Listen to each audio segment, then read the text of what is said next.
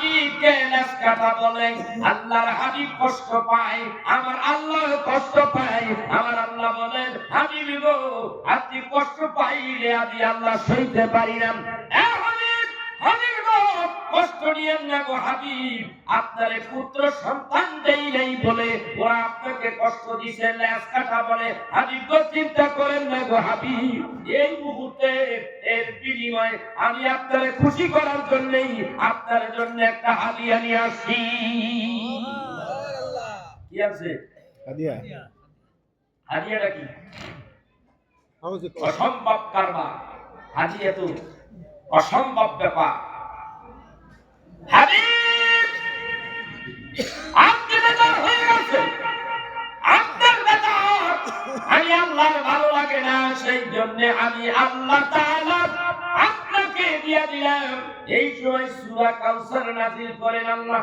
আল্লাহ বলেন, ইন্না আ'তাইনাকাল কাউসার। হাবিব আমি কাউসার, হাউজে কাউসার আমি বানাইছি। ও হাবিব আমি আল্লাহ তাআলা এই হাউজে কাউসারের মালিক আপনারে বানাইয়া দিলাম। আপনি এটার মালিক। এইবার বলে আল্লাহ যেটা জানে দিয়ে দিছে, এইটার মালিক কি আর আল্লাহ আছে? কথা কয় না, আল্লাহ আর নাই। ওইটা দাও দিয়ে তাই কই আল্লাহ আর ওইটার মালিক আছে? মালিক দিয়ে দেয়। আচ্ছা আপনি যেটা দান করছে, আপনি যেটা দান করছেন ওটা কি আর ফেরত দিতে পারবেন? কথা কয় না, ওটা ফেরত দেওয়া যাবে না, কারণ আল্লাহ তাআলা তার হাবিবকে দিয়ে দিয়েছিল, মালিক বানাইছে আল্লাহ। একটু গভীর দিকে যাবেন, এই কথাগুলি এগুলি শিখতে হবে, জানতে হবে। কোরআন হাদিসের দৃষ্টিতে রাসূলের মর্যাদা আর কিয়ামতের দিন সারাটা জীবন রাসূল খালি উম্মতের বেদনায় কাটছে। উম্মতকে মাফ করার জন্য আল্লাহ তাআলার হাবিব এমন একটা সিস্টেম, এমন একটা ব্যবস্থা করে রাখছে যে আশ্চর্য হয়ে যাবে এই আলোচনাটা পুরাটা শুনবে।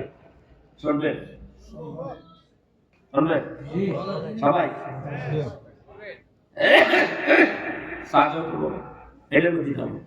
এখন কি বলতেছে? নিল কি? এক নম্বর নিল কি? হাউজে কাউসার। মনে রাখেন, আর হাউজে কাউসারটা কি করবো? কথা কয় না।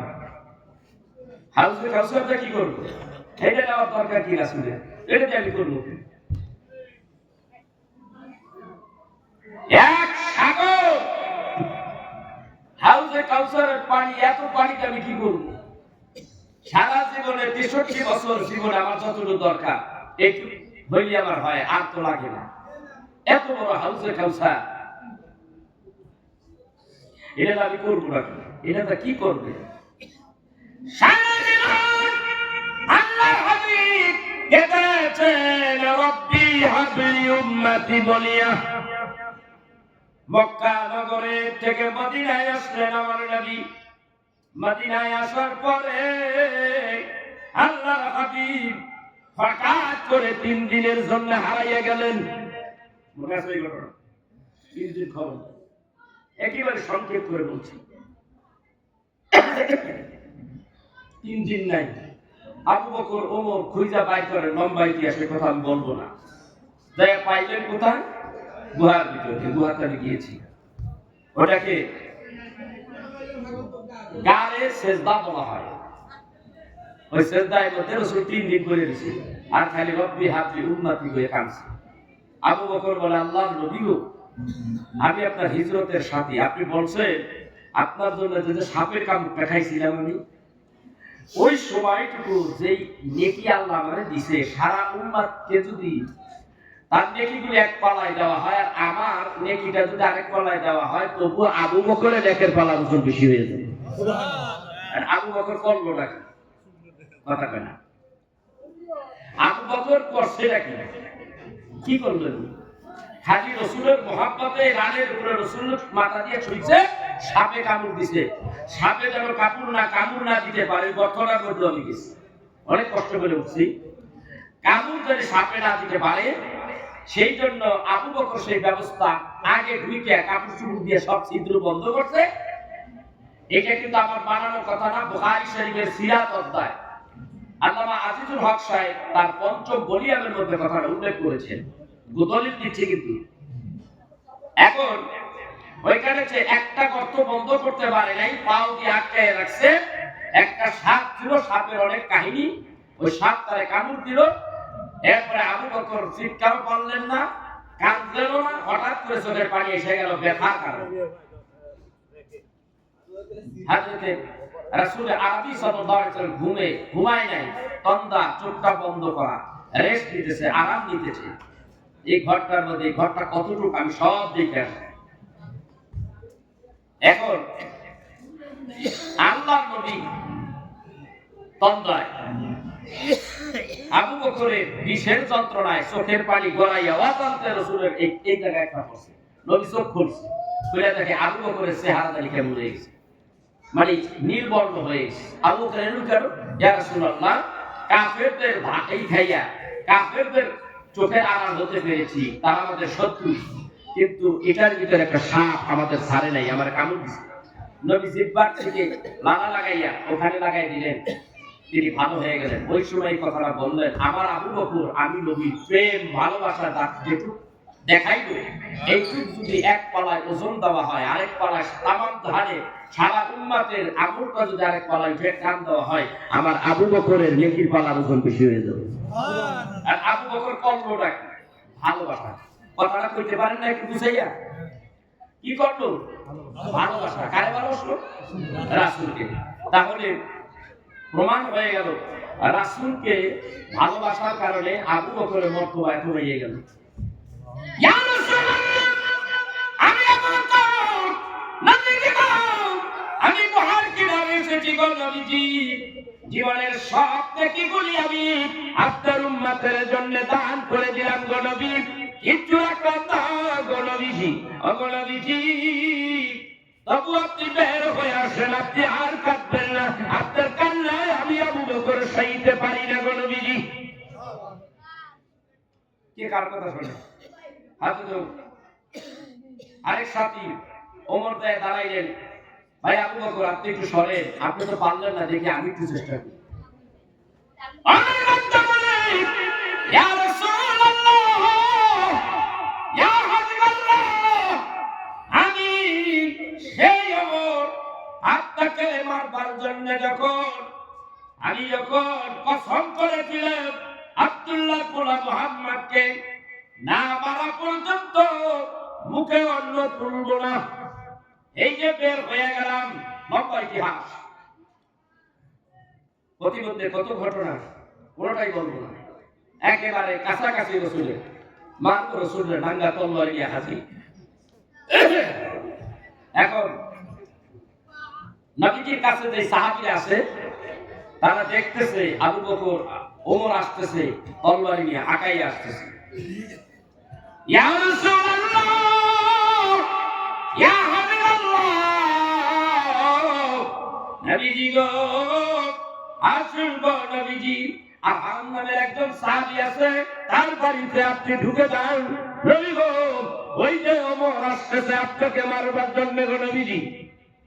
জিলের নবী কয়, না, তোমরা দেখতেছো আমাকে মারতে আসতেছে, আমি দেখতেছি হযরতে ওমর ইসলামের ছায়া বট বৃক্ষের নিচে আশ্রয় নিতে আসতেছে। সুবহানাল্লাহ। চিন্তা করিস না। ইয়া রাসূলুল্লাহ, মনে তো মানে না, আমি খবর পাইছি উনি ওয়াদা করছে আপনার না মারা পর্যন্ত মুখে অন্ন তুলবে না, যেইভাবে আগে অপেক্ষা কর, দেখ কি করে। খালি কাছাকাছি আইছে, আয়া দেখে আমার রাসূল দেখে কাম নিয়েছে, জীবনে তো দেখি নাই, আজকে ফেস টু ফেস, একেবারে সামনাসামনি।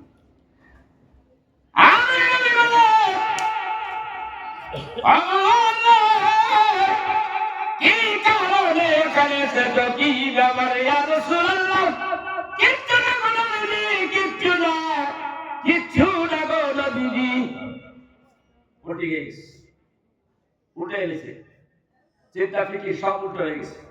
তলোয়ারিটা নবীর কদমে কিনা রেখে দিছে। আল্লাহু আকবার বলবেন না? আল্লাহু আকবার। কাম সারছে তলোয়ারি নবীর কদমে। যেই তরবারি নবীর গর্দানে মারতে আইছে সেই তরবারি এখন কোথায়? নবীর কদমে।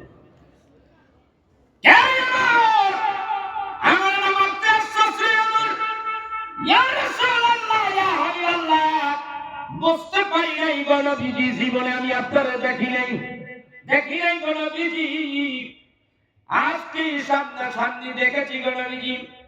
পূর্ণিমার চাঁদ, ওই চাঁদের মধ্যে খুদ আছে গো নবীজি।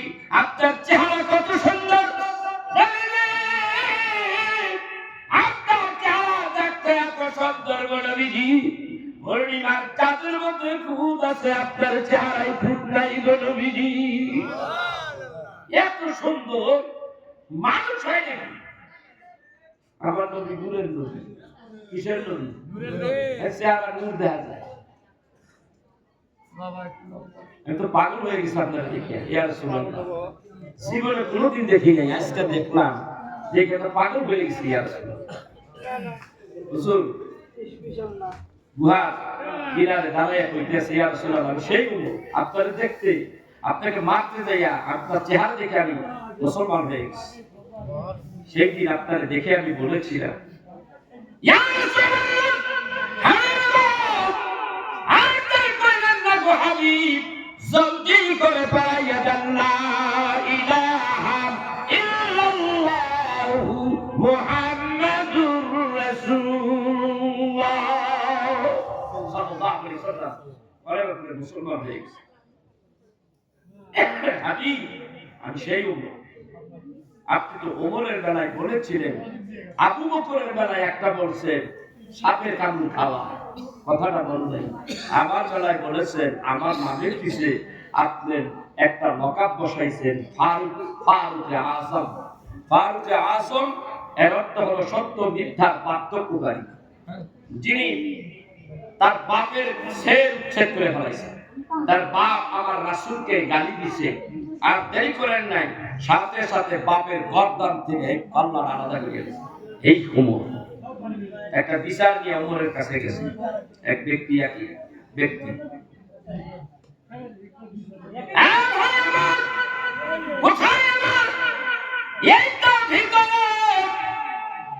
কি হয়েছে ভাই ওমর, আমি তোমার কাছে আসছি একটা সানি বিচার নিয়ে আসছি তোমার কাছে। এর আগে গেছিলাম কার কাছে? এর আগে গেছিলাম মদিনাওয়ালা কামলিওয়ালা নবীর কাছে গেছিলাম। কি ফয়সালা কি?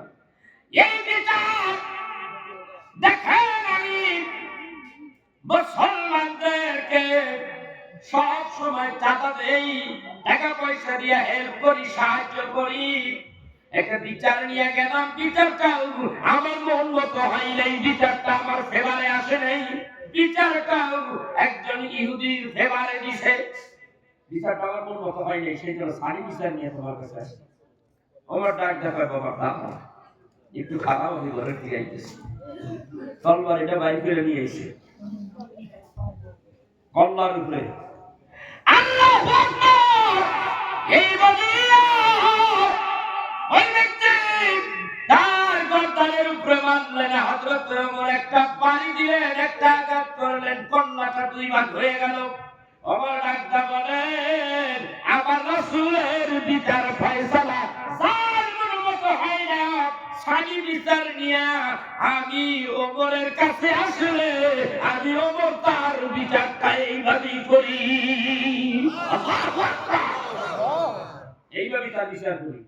তুই কি জানোস কোথায় হাত দিয়েছিস? আমার কলিজায় হাত দিয়েছিস। নবী আমার কলিজা, নবী আমার জান, নবী আমার প্রাণ। ঠিক কি রে?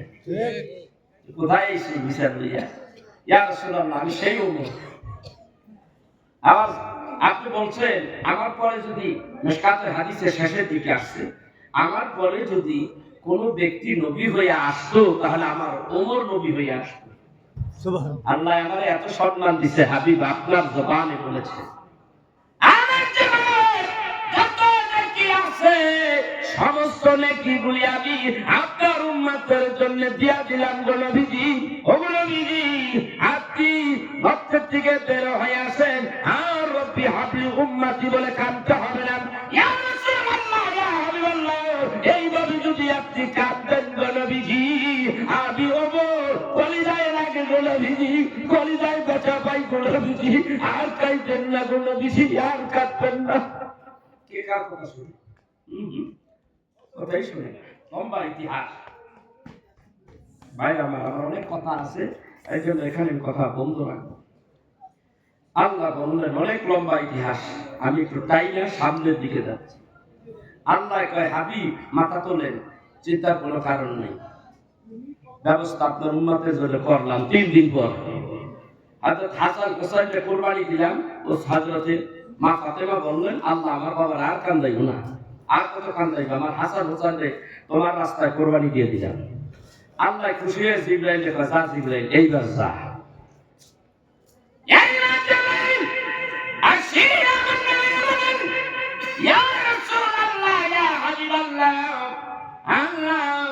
আপনাকে বলে দিয়েছেন ওয়ালাল আখিরাতু খায়রুল লাকা মিনাল উলা ওয়া লাসাউফা ইউতিকা রাব্বুকা ফাতারদা।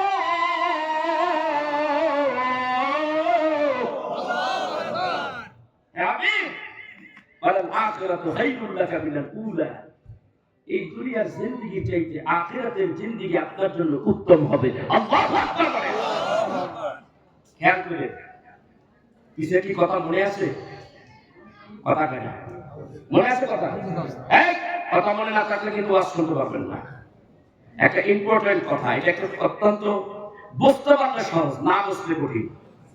প্রত্যেকটা কথার কোরআন, প্রত্যেকটা কথার কোরআন জবাব দিচ্ছে, কোরআন দিয়া হাদিস দিয়া জবাব দেব। আল্লাহ কয় হাবিব এই দুনিয়ার চাইতে আখিরাতের জিন্দেগি আপনার জন্য উত্তম হবে, ভালো হবে গো নবীজি। ওয়ালাল আখিরাতু খায়রুল লাকা মিনাল উলা ওয়া লাসাউফা ইউতিকা রাব্বুকা ফাতারদা।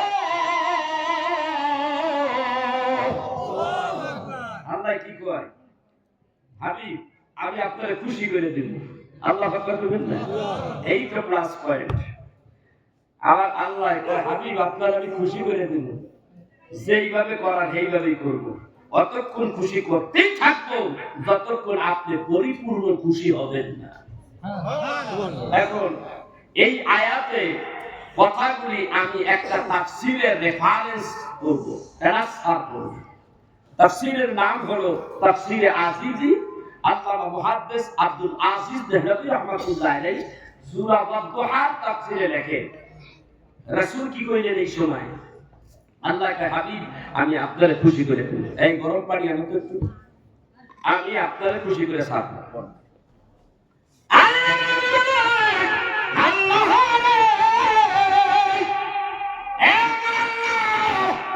আমি ওই পর্যন্ত খুশি হব না রে আল্লাহ যতক্ষণ পর্যন্ত আমার একটা উম্মত জান্নাতের বাইরে থাকবে রে আল্লাহ, আমি ততক্ষণ পর্যন্ত আমি রহমতের নবী খুশি হব না রে আল্লাহ। তুমি আমারে খুশি করবা কিন্তু আমি খুশি হব না। আপনাকে খুশি করতেই থাকবো, যতক্ষণ পরিপূর্ণ খুশি না হবে ততক্ষণ খুশি করতেই থাকবো। আল্লাহর নবী কয় আমার প্রত্যেকটা উম্মত জান্নাতে যাওয়া শেষ, তারপরেই আমি যাব, আমি আগে যাব না। আল্লাহ কয় হাবিব আমার জন্য হারাম করে দিলাম, আপনার আগে, আপনি জান্নাতে ঢুকার আগে অন্য কাউকে জান্নাতে ঢুকানো আমি আল্লাহর জন্য হারাম। আগে যাইবে আল্লাহ কয় নবী যাইবা, নবী কয় না আগে যাইবা আমার উম্মত। সুবহানাল্লাহ বলুন। নবী কইতেছেন আমি ওই পর্যন্ত খুশি হব না যতক্ষণ পর্যন্ত আপনি নবী, আপনি আল্লাহ আমার একটা উম্মত জান্নাতের বাইরে রাখবেন, ততক্ষণ পর্যন্ত আমি খুশি হব না। আল্লাহ কি কয় খুশি করতেই থাকবো ওই পর্যন্ত যতক্ষণ আপনি খুশি না হইবেন। আল্লাহর নবী কয় আমি খুশি হব না আবার একটা উম্মত যদি জান্নাতের বাইরে থাকে। তারা ঢুকাইতে ঢুকাইতে ঢুকাইতে ঢুকাইতে ঢুকাইতেই থাকবে। এটা থাকবে কোথায়? হাসরের ময়দানে। কিন্তু হাসরের ময়দান কায়েম হওয়ার আগে ১৫০০ বছর আগে আল্লাহ এবার কি কয় রাসূল? মনে গভীর মনোযোগ,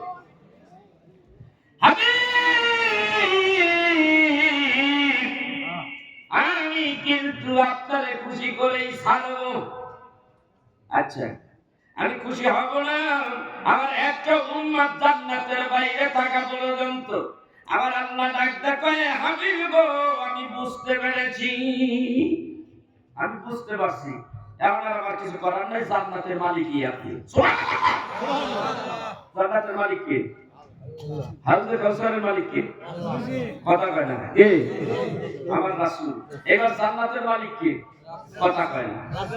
শানে হাবিবুর রহমান কিতাবের মধ্যে লেখে, ও হাবিব আমি আপনারে সৃষ্টি করছি, আমি 8খানা জান্নাত বানাইলাম, আমি বানানোর মালিক আমি, আর আপনি আমার বন্ধু, আপনার 8খানা জান্নাত দিয়ে দিলাম, যারে খুশি তারে লয়ে জান্নাতে যাইবেন। সুপারিশের ক্ষমতা আপনার হাতে, দায়িত্ব দিছি আপনার হাতে, কারে কারে সুপারিশ করবেন আপনি বুঝেন না। এরপর কি খুশি হইবেন না? কথা কয় না। আল্লাহর নবী কয় এর জবাব দেব হাসরে। সুবহানাল্লাহ বলবেন না? জবাব কবে? আগে কাম গড়াই দিই, তারপরে কথা, বাকি কারবার নাই। আহারে কত অ্যাডভান্স আপনার আমার জন্য আমার রাসূল, আর আপনি কি এই ওয়াজ শুনছেন কোনদিন? কথা কয় না, বলে নাকি? এবার আসেন, জান্নাতের মালিক কে? কথা কয় না, আমার রাসূল। কেন? ওই যে আল্লাহ ওয়াদা করছে তোমার আমি খুশি করেই ছাড়বো, অতক্ষণ পর্যন্ত আমার তোমাকে দিতেই থাকবো যতক্ষণ পর্যন্ত তুমি খুশি না হবা। আল্লাহর নবী কয় এতক্ষণ পর্যন্ত খুশি হব না যতক্ষণ পর্যন্ত আমার একটা উম্মত জান্নাতের বাইরে থাকবো। আল্লাহ ডাক ডাকা তাই তুমি জান্নাতের মালিক নাও বা জামেলার মধ্যে আমি দেখতে রাজি না। সুবহানাল্লাহ সুবহানাল্লাহ বাইরে না মুখ দিয়ে কথা কয় না। সুবহানাল্লাহ জোরে বল। এইটার নবীর মুখ। জমিনের মালিক কে? এর কথা কিছে আসেনি কেন? জমিনের মালিক কে? কথা কয় না।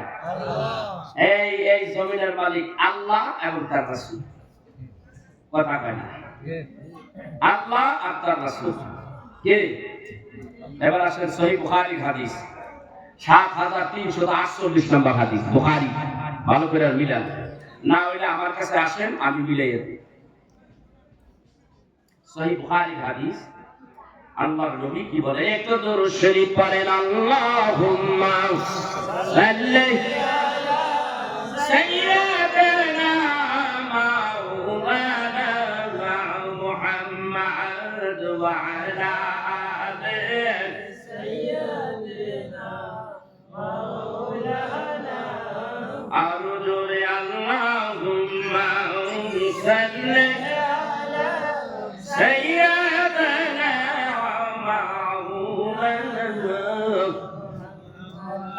وعلى آل سيدنا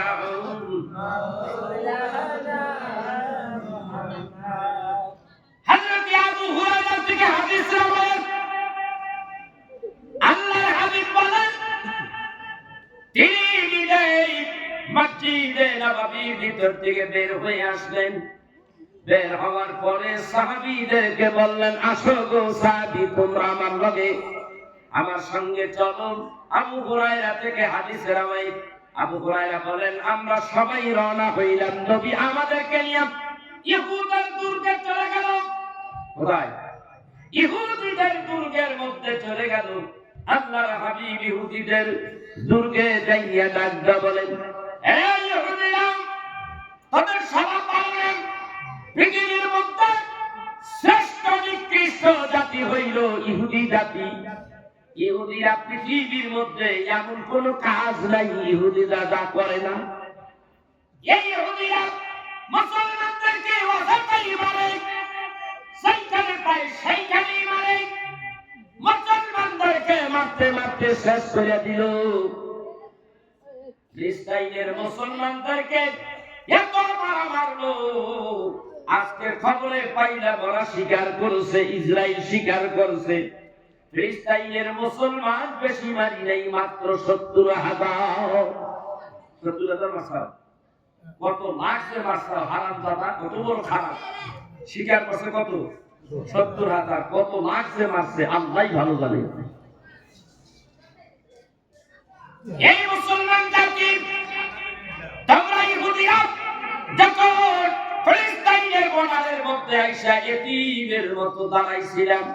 পরনে কাপড় ছিল না, ছিঁড়া ভিড়া কাপড় ছিল, মুখে কোনো অন্ন ছিল না, পেটে কোনো খাবার ছিল না, শুকাইয়া কাঠের মতো হয়ে গিয়েছিলাম। ভিক্ষুকের মতো মুসলমান ফিলিস্তিন মুসলমান জাতির সামনে এসে দাঁড়াইলাম।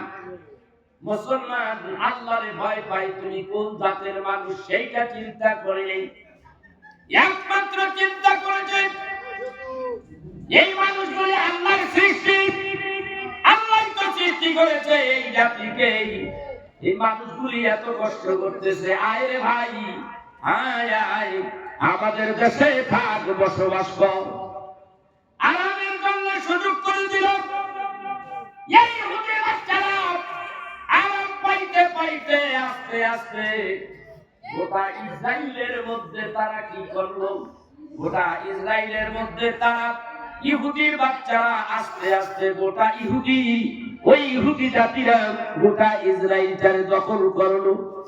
এখন ফিলিস্তিনকে দখল করতে চায়, মুসলমানদেরকে পাত্তা দেয় না, মুসলমানগুলিকে তাড়াইয়া দিতেছে আস্তে আস্তে।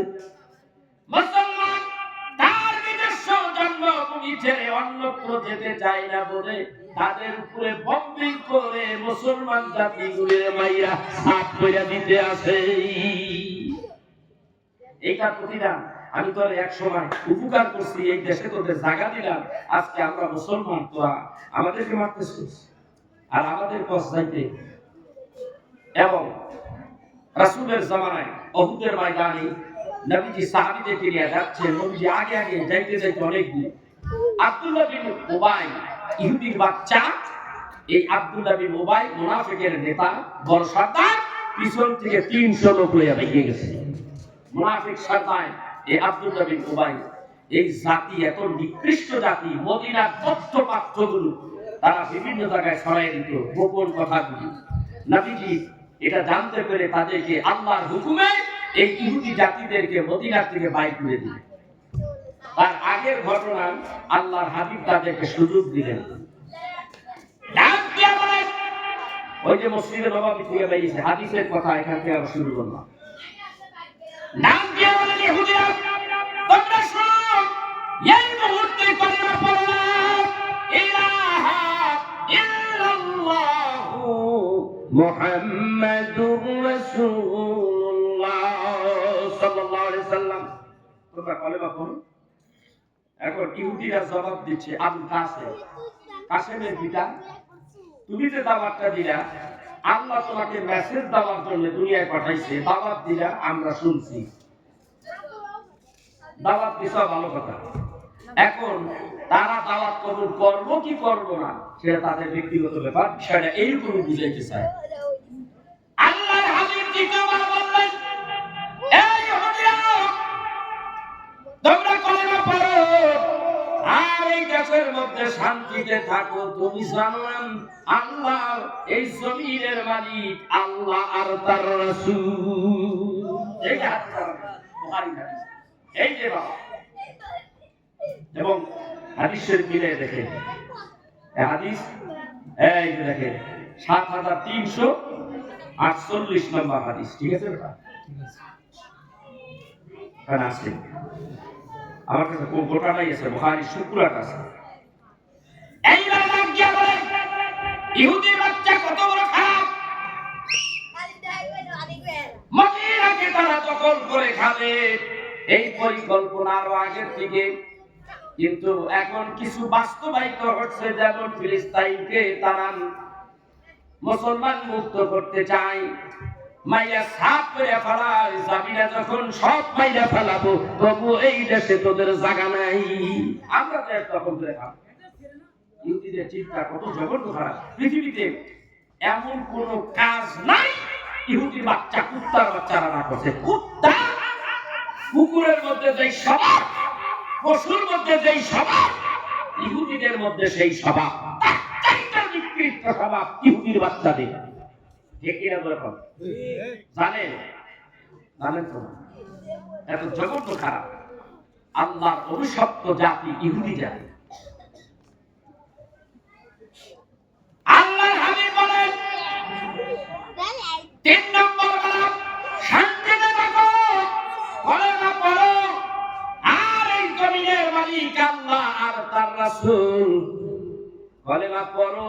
অবস্থায় যদি কলেমা না পড়ো তাহলে এক কাজ করো, তোমাদের যা কিছু আছে সব বিক্রি করে এই দেশ থেকে বের হয়ে যাও। বের করে দিলে। এইবার বলেন হাদিস দিয়ে কি বুঝলেন? জমিনের মালিক এখন কারে দেবে? কথা কয় না, কথা কয় না। জমিনের মালিক কে? রাসূল। এই কথা কয় না, এখন কি বন্ধ হয়ে গেছে? কথা কয় না। আল্লাহ সৃষ্টি করছে এই জমিন, মালিক বানাইছে রাসূল দিয়ে। কে মালিক? কে? রাসূল। আমার রাসূল। এই জমিনের মালিক আমার রাসূল।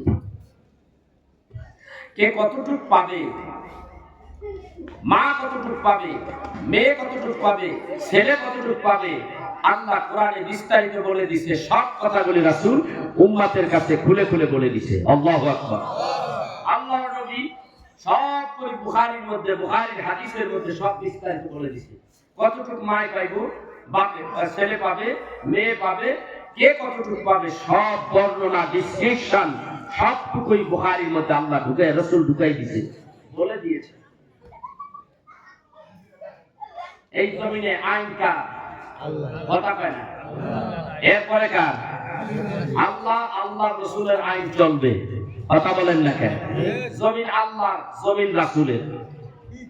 রাসূল আপনি কি ভাবছেন? কি ভাবছেন বলেন? এইবার বলেন হাউজে কাউসার, আমার নবী গোটা হাউজে কাউসারটা দিয়া কি করবেন? মালিক বানাইলো আল্লাহ। হাসরের ময়দান যখন কায়েম হয়ে যাবে, অনেক মানুষগুলি জমিনটা তামা হয়ে যাবে, মানুষগুলি পাগল হয়ে যাবে। সূর্যটা মাথার উপরে আইসা এমন ভাবে থাকবে, মাত্র 1 থেকে 1.5 হাত উপরে সূর্য থাকবে। আর যখন বর্ষাবাত আপনারা রান্না করেন, শেষের দিকে যেরকম ভাত উতলাইয়া উতলাইয়া ভাতের মারগুলি যখন পাতিলার চতুর্পাশে ছড়িয়ে পড়তে থাকে গড়াইয়া গড়াইয়া, মুসলমান রে এই হাসরের ময়দানে এই তামাম জমিনটা তামা হয়ে যাবে।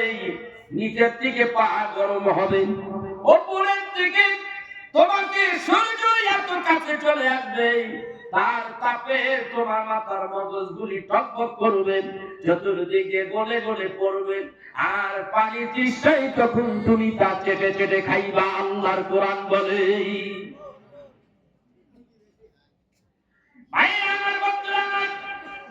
ওই সময় আল্লাহর নবী বললেন, হে আমার হাসরবাসীরা, আসো আসো, তোমরা একটু হাউজে কাউসারের পানি পান করো।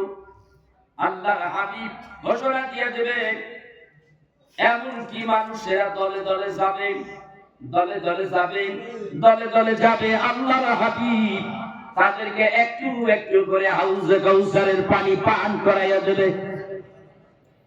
দলে দলে যাবে। হাদিস শরীফের মধ্যে আছে, এক দল যাবে, ওই দল পানি খাওয়ার জন্যই আল্লাহর হাবিবের আমন্ত্রণে আল্লাহর হাবিবের ওই হাউজে কাউসারের কিনারে যেতে থাকবে। আল্লাহ রাব্বুল আলামিন উপর থেকে, আসমান থেকে আল্লাহর হাবিব আর যেই দল যাচ্ছে পানি পান করার জন্য, তাদের সামনে একটা পর্দা ঝুলাইয়া দেবে, আর তারা সামনের দিকে আগাতে পারবে না। এমন সময় আল্লাহ রাব্বুল আলামিনের হাবিব বলবেন, আল্লাহ রে, এই মানুষগুলি কেন পানি পান করতে আসতে পারে না? আল্লাহ একটা বলবেন, এই মানুষগুলি দুনিয়ার মধ্যে যত রকমের ফাসাদ সৃষ্টি করেছে, ইবাদতের মধ্যে যত রকমের ভাইরাস ঢুকাইছে, শান্ত মানুষগুলি কোরআন হাদিসের কথায় একভাবে তারা যখন আমল করা শুরু করেছে, তার মধ্যে বিষাক্ত পয়জন ঢুকাইয়া জাতির ভিতরে একেবারে ফাটল সৃষ্টি করেছে।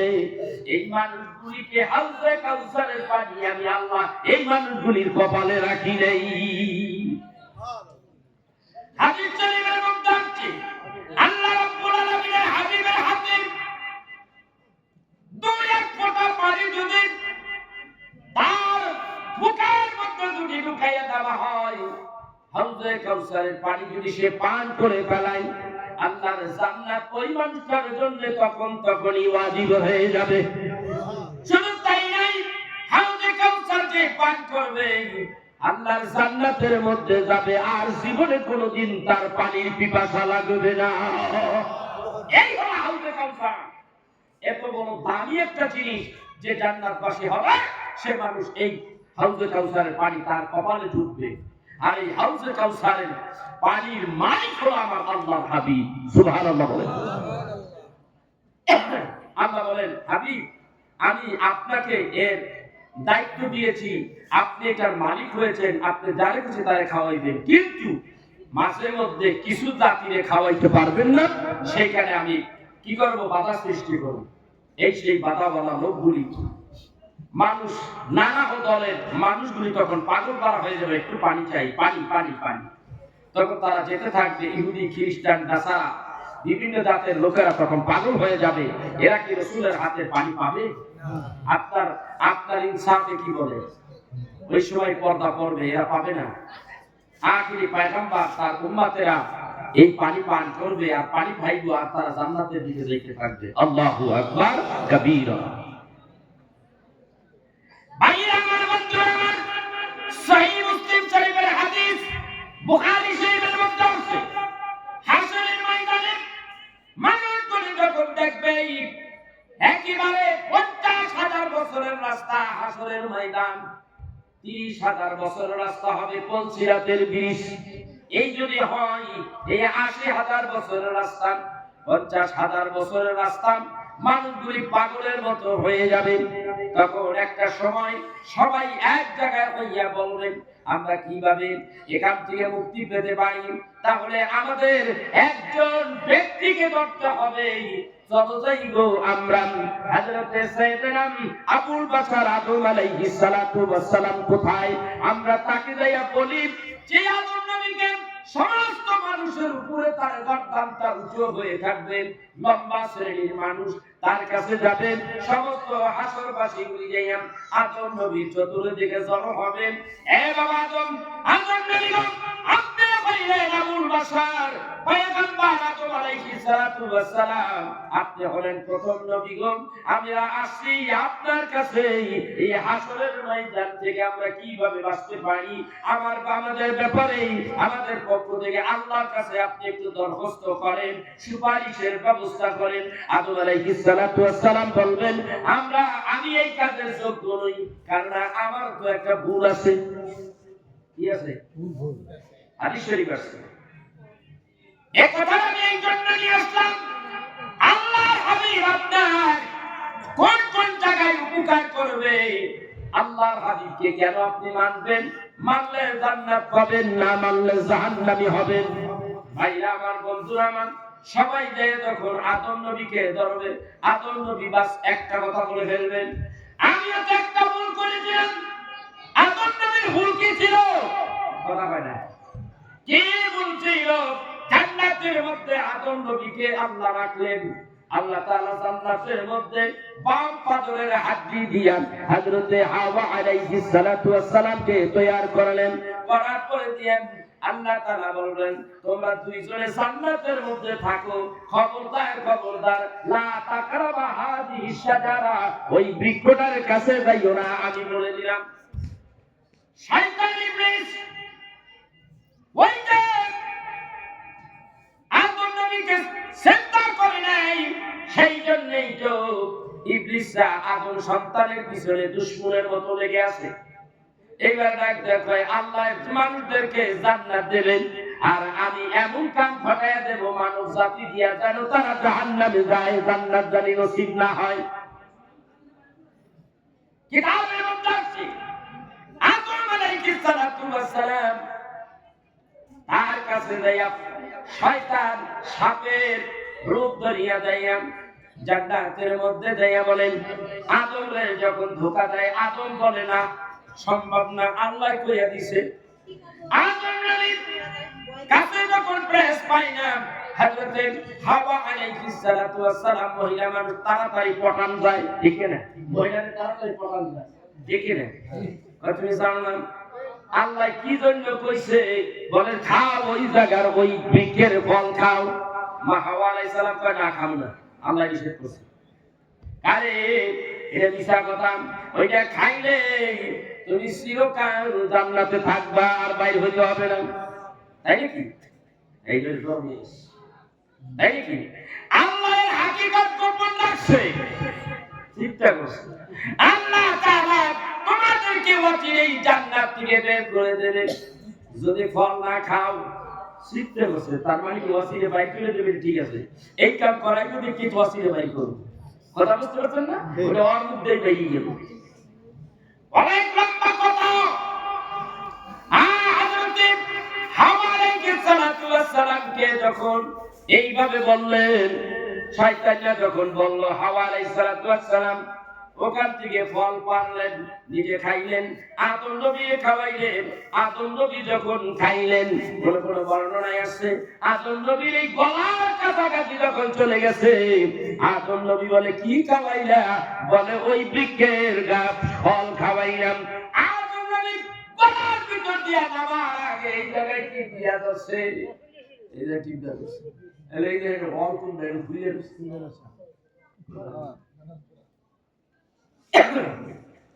তবু তো কিছুটা গেছে গা। আল্লাহ আমি বলেছিলাম ওই বৃক্ষের কাছে যাইও না। আদম যখন ওই বৃক্ষের ফল খাইলাম, ফল যখন খেয়েই পালাইলা, আর জান্নাতে থাকতে পারবা না, বাইরে হও। এই জন্য আদম নবী বলেন, এইটুকু শুধু ভুল করেছি, কোনো অন্যায় করি নাই। আল্লাহ রাব্বুল আলামিন আমাকে জান্নাতের ভিতর থেকে নামায় দিলেন, আর স্বামী স্ত্রীর মধ্যে দুই দেশের মধ্যে দুইজনকে ফালাইয়া দিলেন। আমরা 350 বছর পর্যন্ত কাঁদলাম। কি বলে কাঁদলাম? রব্বানা যালামনা আনফুসানা ওয়া ইল্লাম তাগফির লানা ওয়া তারহামনা লানাকুনান্না মিনাল খাসিরিন। রব্বানা লা তুযিগ কুলুবানা বা'দা ইয হাদাইতানা وهب لنا من لدنك رحمة إنك أنت الوهاب। يا الحي আদম নবী এইভাবে কাঁদে আর এই দোয়া করে।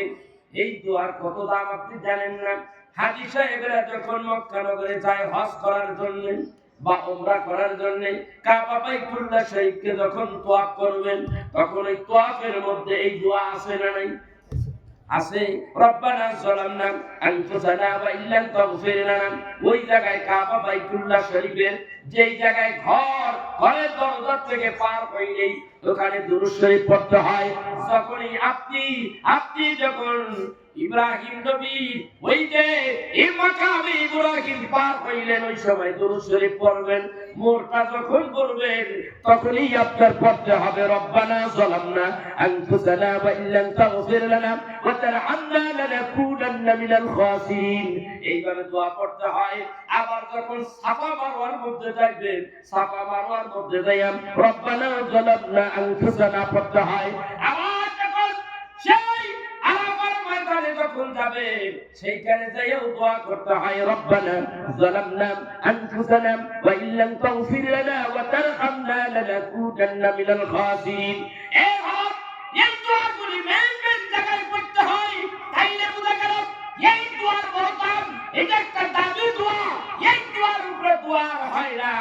এই দোয়া পড়িয়া কোন আদম সন্তান যখন গুনাহ করিয়া যখন এই দোয়া করে হাত তুলিয়া আল্লাহর কাছে চোখের পানি ফেলাইয়া দিয়া কাঁদতে থাকে, আল্লাহর বান্দা যখন কই রব্বানা যালামনা আনফুসানা ওয়া ইল্লাম তাগফির লানা ওয়া তারহামনা লানাকুনান্না মিনাল খাসিরিন, এই চোখের মধ্যে হাতটা মুখের সাথে লাগাইয়া দিয়া যখন মুছা দেবে, আল্লাহ ডাকতে কই যখন আরাফার ময়দানে যাইয়া এই দোয়া পড়িয়া যখন হাতটা যখন মুখের সাথে মুছা দেবে, আল্লাহ ডাকতে কই তোরে আমি তোর জীবনের সব গুনাহগুলি মাফ করিয়া আমি আল্লাহ তোরে আমি মাসুম বেগুনাহ বানাইয়া দিলাম।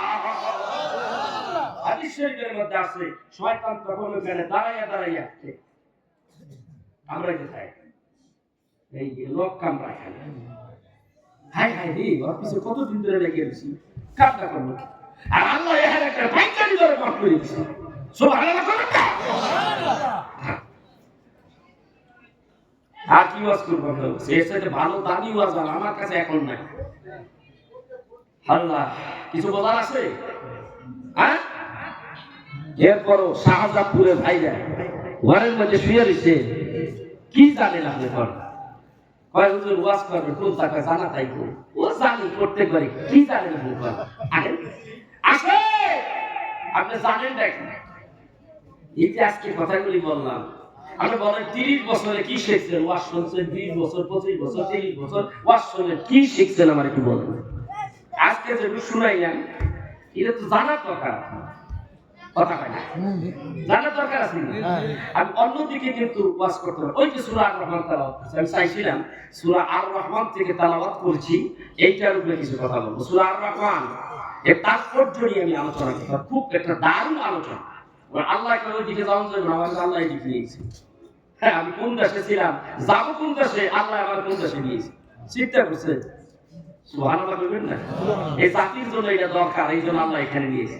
কথা আমার বাবারও সম্ভব না, আমারও সম্ভব না যে চাইলেই কথা বলতে পারবো। আল্লাহ তাআলা ওখান থেকে বাজেট যা করবে আমার মস্তিষ্কের মধ্যে আল্লাহ ঢুকিয়ে দেবে, ওখান থেকে আমি এইভাবে পারচেজ করবো, জবান দিয়ে বের করবো, সাপ্লাই দিতে থাকবো, আর আপনি শুনতে থাকবেন। যে শুনবেন, যে বুঝবেন, সে আমলের জন্য তার কাজে লাগবে। এই কথাগুলি আপনার দরকার। কথা বুঝতে পেরেছেন? আমি যখন হজে যাচ্ছি, তার আগে যখন হাজী সাহেবরা হজে যায়, যখন যাবে তখন কিন্তু তারা খুব একটা চিন্তিত হয়ে যায়, কোথায় কোথায় কোন দোয়া পড়তে হয়, এইগুলি দোয়াগুলি নিয়ে বড় চিন্তায় করে যায়, কেমনে কেমনে হ্যান্ডেল করতে চায়। ঠিকই না? ধরে বল, এইখানেও তো আপনার কিছু বোঝার আছে, এখান থেকে তো আপনি শুনতে পারবেন, বুঝতে পারবেন। একদিন হজ করবেন, মক্কায় যাবেন, মদিনায় যাবেন, তখন এই কথাগুলি কাজে লাগবে পারে।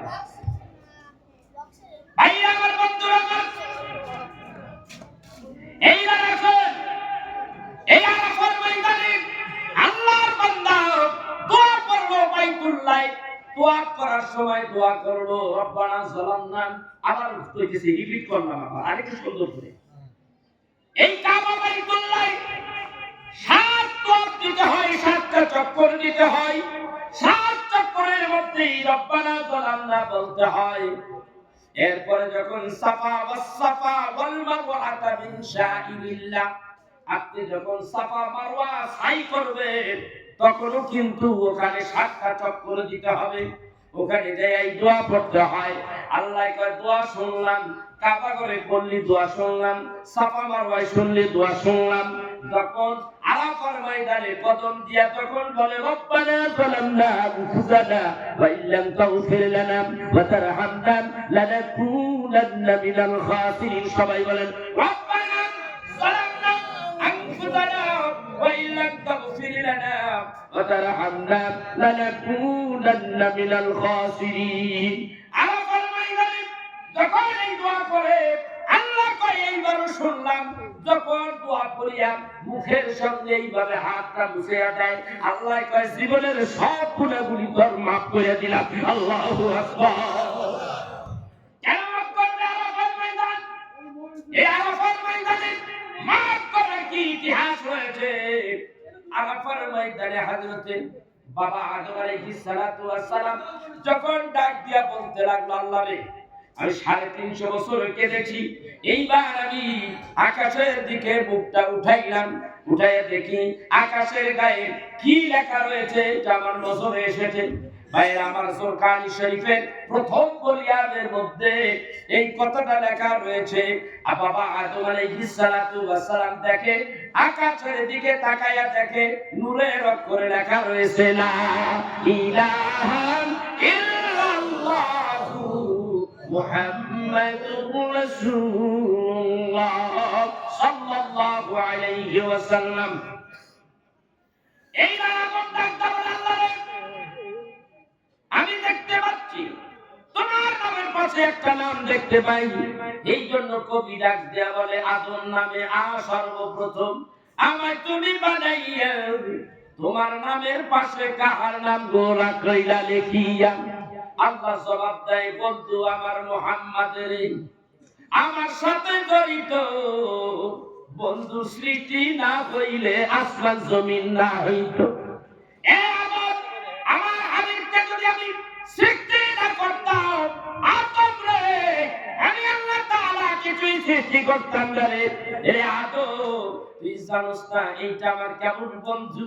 আমি 1,24,000 বড়, 3,36,000 বড় কোন পয়গম্বর আমি সৃষ্টি করতাম না, আসমান বানাইতাম না, জমিন বানাইতাম না, লাউলা কালামা খালাকুন নার, আমি আগুন বানাইতাম না, জাহান্নাম বানাইতাম না, লাউলা কালামা খালাকুল জান্নাত, আমি জান্নাত বানাইতাম না যদি আমার বন্ধুরে না বানাইতাম। এক কথায় লাউলা কালামা খালাকুল আফলাক, আমার হাবিবকে যদি আমি না বানাইতাম, আমি আল্লাহ তাআলা কিছুই বানাইতাম না রে। আমি আল্লাহ তাআলা আমার হাবিবুল্লাহ নবী, যেই নবীর দেওয়ানা, যেই নবীর দেওয়ানা আমি আল্লাহ নিজে, সমস্ত পয়গম্বররা আমার দেওয়ানা, আর আমি আল্লাহ আমার এই হাবিবুল্লাহ নবীর দেওয়ানা। ওই হাবিবের নামটাই আমি আল্লাহ আমার পাশে রেখে দিয়েছি। আদম আলাইহিস সালাম হাত তুললেন, হাত তুলিয়া ডাক দেখো আল্লাহ রে, রব্বানা যালামনা আনফুসানা ওয়া ইল্লাম তাগফির লানা। এর মানে হলো আমি যত নফসানিয়াতের যত অপরাধ করেছি, আমি জুলুম করেছি, সবগুলি তুমি আমার মাফ করে দাও। ও আল্লাহ, উসিলা দিলাম আল্লাহ রে, তোমার বিশেষ হাবিব, তোমার নামের পাশে দাঁড়ালাম, ওই নামের উসিলা দিয়ে মাফ চাইলাম। আল্লাহ রে, তোমার হাবিবুল্লাহ নবীর খাতিরে আমি আদম নবীরে তুমি মাফ করে দাও। আল্লাহ বান্দা বলে, আদম রে, আমার হাবিবের নামের উসিলা দিয়ে যখন নাম আমার কাছে ক্ষমা চাইলি, ওরে আদম, আমি আল্লাহ তাআলা তোরে মাফ করে দিলাম। আল্লাহু আকবার। আদম রে, আমার হাবিবকে কি তুমি দেখো নাই? জিকরে হাসির কিতাবের মধ্যে আল্লাহ মুফতি শফি বলেন, আমার আল্লাহ তাআলা তখনই বলে দেয়, আদম রে ভালো করে খেয়াল করো, এই নামটা কি জান্নাতের কোন জায়গায় দেখছাও? আল্লাহর নবী হযরত আদম আলাইহিস সালাম বলে, আমি দুনিয়ার পেশারি একজন ব্যক্তি, আমি পয়গম্বর দুনিয়ায় 350 বছর কেটেছি।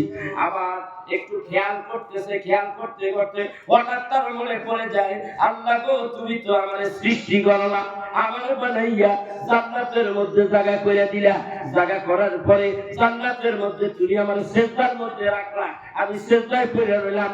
এরপরে হাদিস শরীফের মধ্যে আছে, নবীজি হযরত আদম আলাইহিস সালাম এইবার মাথাটা তুললেন, ছায়া দেখে আরশে আজিমের গায়ে লেখা লা ইলাহা ইল্লাল্লাহু মুহাম্মাদুর রাসূলুল্লাহ। আল্লাহর ডাক দেবে, আল্লাহ এটা কার নাম? তোমার নামের পাশে বলে আমার হাবিবের নাম। জানে না বানাইলে আমি আল্লাহ কিছুই বানাইতাম না। এ আদম, এইটা আমার হাবিব। হযরত আদম নবী প্রশ্ন করেন, মা হাদা বাহাদান নূর, এটা কার নূর গো আল্লাহ? আমার নবী ডাক দিয়ে বলেন, এটা হলো হাদা মুহাম্মাদুর রাসূলুল্লাহ সাল্লাল্লাহু আলাইহি ওয়াসাল্লাম, এটা হলো আমার হাবিব মুহাম্মাদুর রাসূলুল্লাহর নূর, আমার বন্ধু। আল্লাহ গো, যদি তাই হয়, আল্লাহ গো, তাহলে আল্লাহ তুমি ওই হাবিবুল্লাহ নবীর খাতিরে আমি আদম নবীরে কবুল করো। আল্লাহ ডাক দেয়, আদম তুমি হইলা পয়গম্বর, তোমার ভিতরে নবুয়ত দিলাম। আল্লাহু আকবার বলবেন না? এ আমার ভাইরা, এই তত্ত্ব পাঠ্য যদি আমি বলতে যাই সারা শেষ হয়ে যাবে, তবু ওই কথাগুলি সার বলবো শেষ হবে না, বলে বলে শেষ করতে পারবো না। ভাইরা আমার, বন্ধুরা আমার, এত কথা হলো, মূল কথা হলো আল্লাহ তাআলার কাছে আমি একটা ভুল করে ফেলেছিলাম, যার কারণে এই তো সেই ভুলের কথা আমি বললাম, যার কারণে তোমাদের হাসরবাসী তোমাদেরকে সুপারিশ করার ক্ষমতা আমার নাই। আমি আল্লাহর কেমনে বলবো? আমি নিজেই বলতেছি, ইয়া নাফসি ইয়া নাফসি, আমি নিজেই নিজের নিয়ে বড় টেনশনে আছি। এই রাত যারা দৌড়াইয়া চলে গেলেন, আদম নবী বলেন, যাও নূহ নবীর কাছে। সব মানুষগুলি নূহ নবীর কাছে যাবে, নূহ নবীর চতুর্দিক দিয়ে ধরবে, চতুর্দিকে তার পাশে দিয়া জড়ো হবে।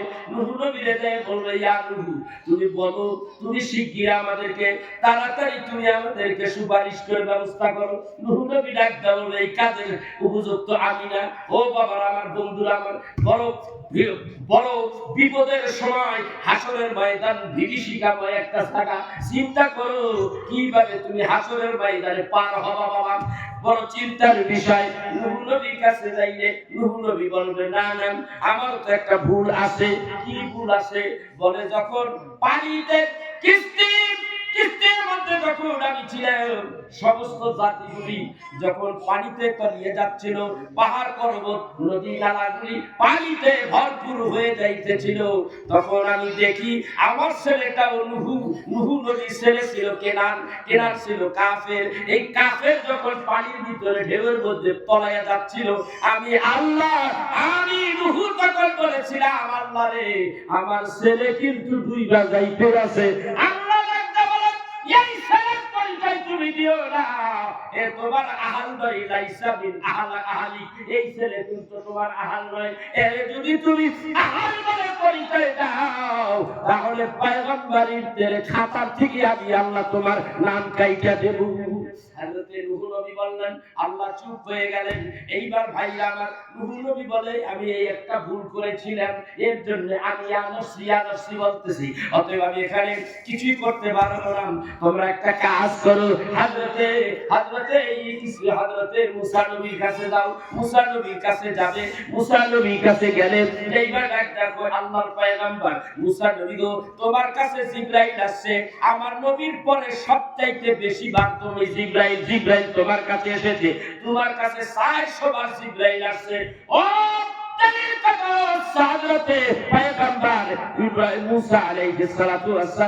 আমাদেরকে সুপারিশ করো। মুসা নবী ডাকতে বলবে, আমার দ্বারা সম্ভব না, আমারও কিছু ভুল ত্রুটি আছে। আমার কিছু ভুল ত্রুটি আছে, তাই আমি ইয়া নফসি বলি। বিস্তারিত কথা বলতে গেলে অনেক লম্বা হয়ে যাবে। চলে যাও হযরতে ইব্রাহিমের কাছে, সবাই চলে যাবে ইব্রাহিম নবীর কাছে। ইব্রাহিম নবী বলবে, চতুর্দিকে যখন ইব্রাহিম নবীকে ধরবে, চতুর্দিকে জড়ো হবে। ইব্রাহিম নবী গো, হাসরের ময়দান বড় বিপদের জায়গা।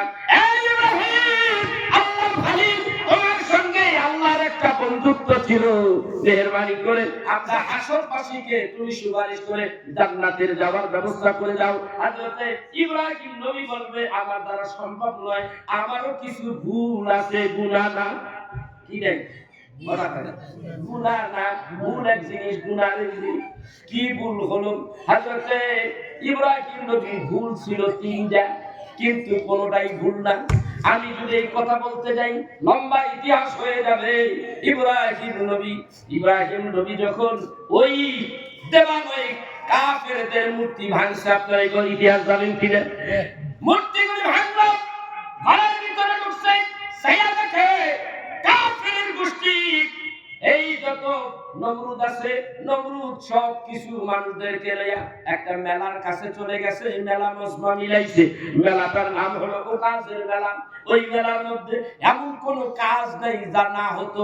ওইখানে সবাই দাওয়াত দিতে লাগলো, আর বলবান আগামীকাল ওই মেলায় জানি সবাই যায়।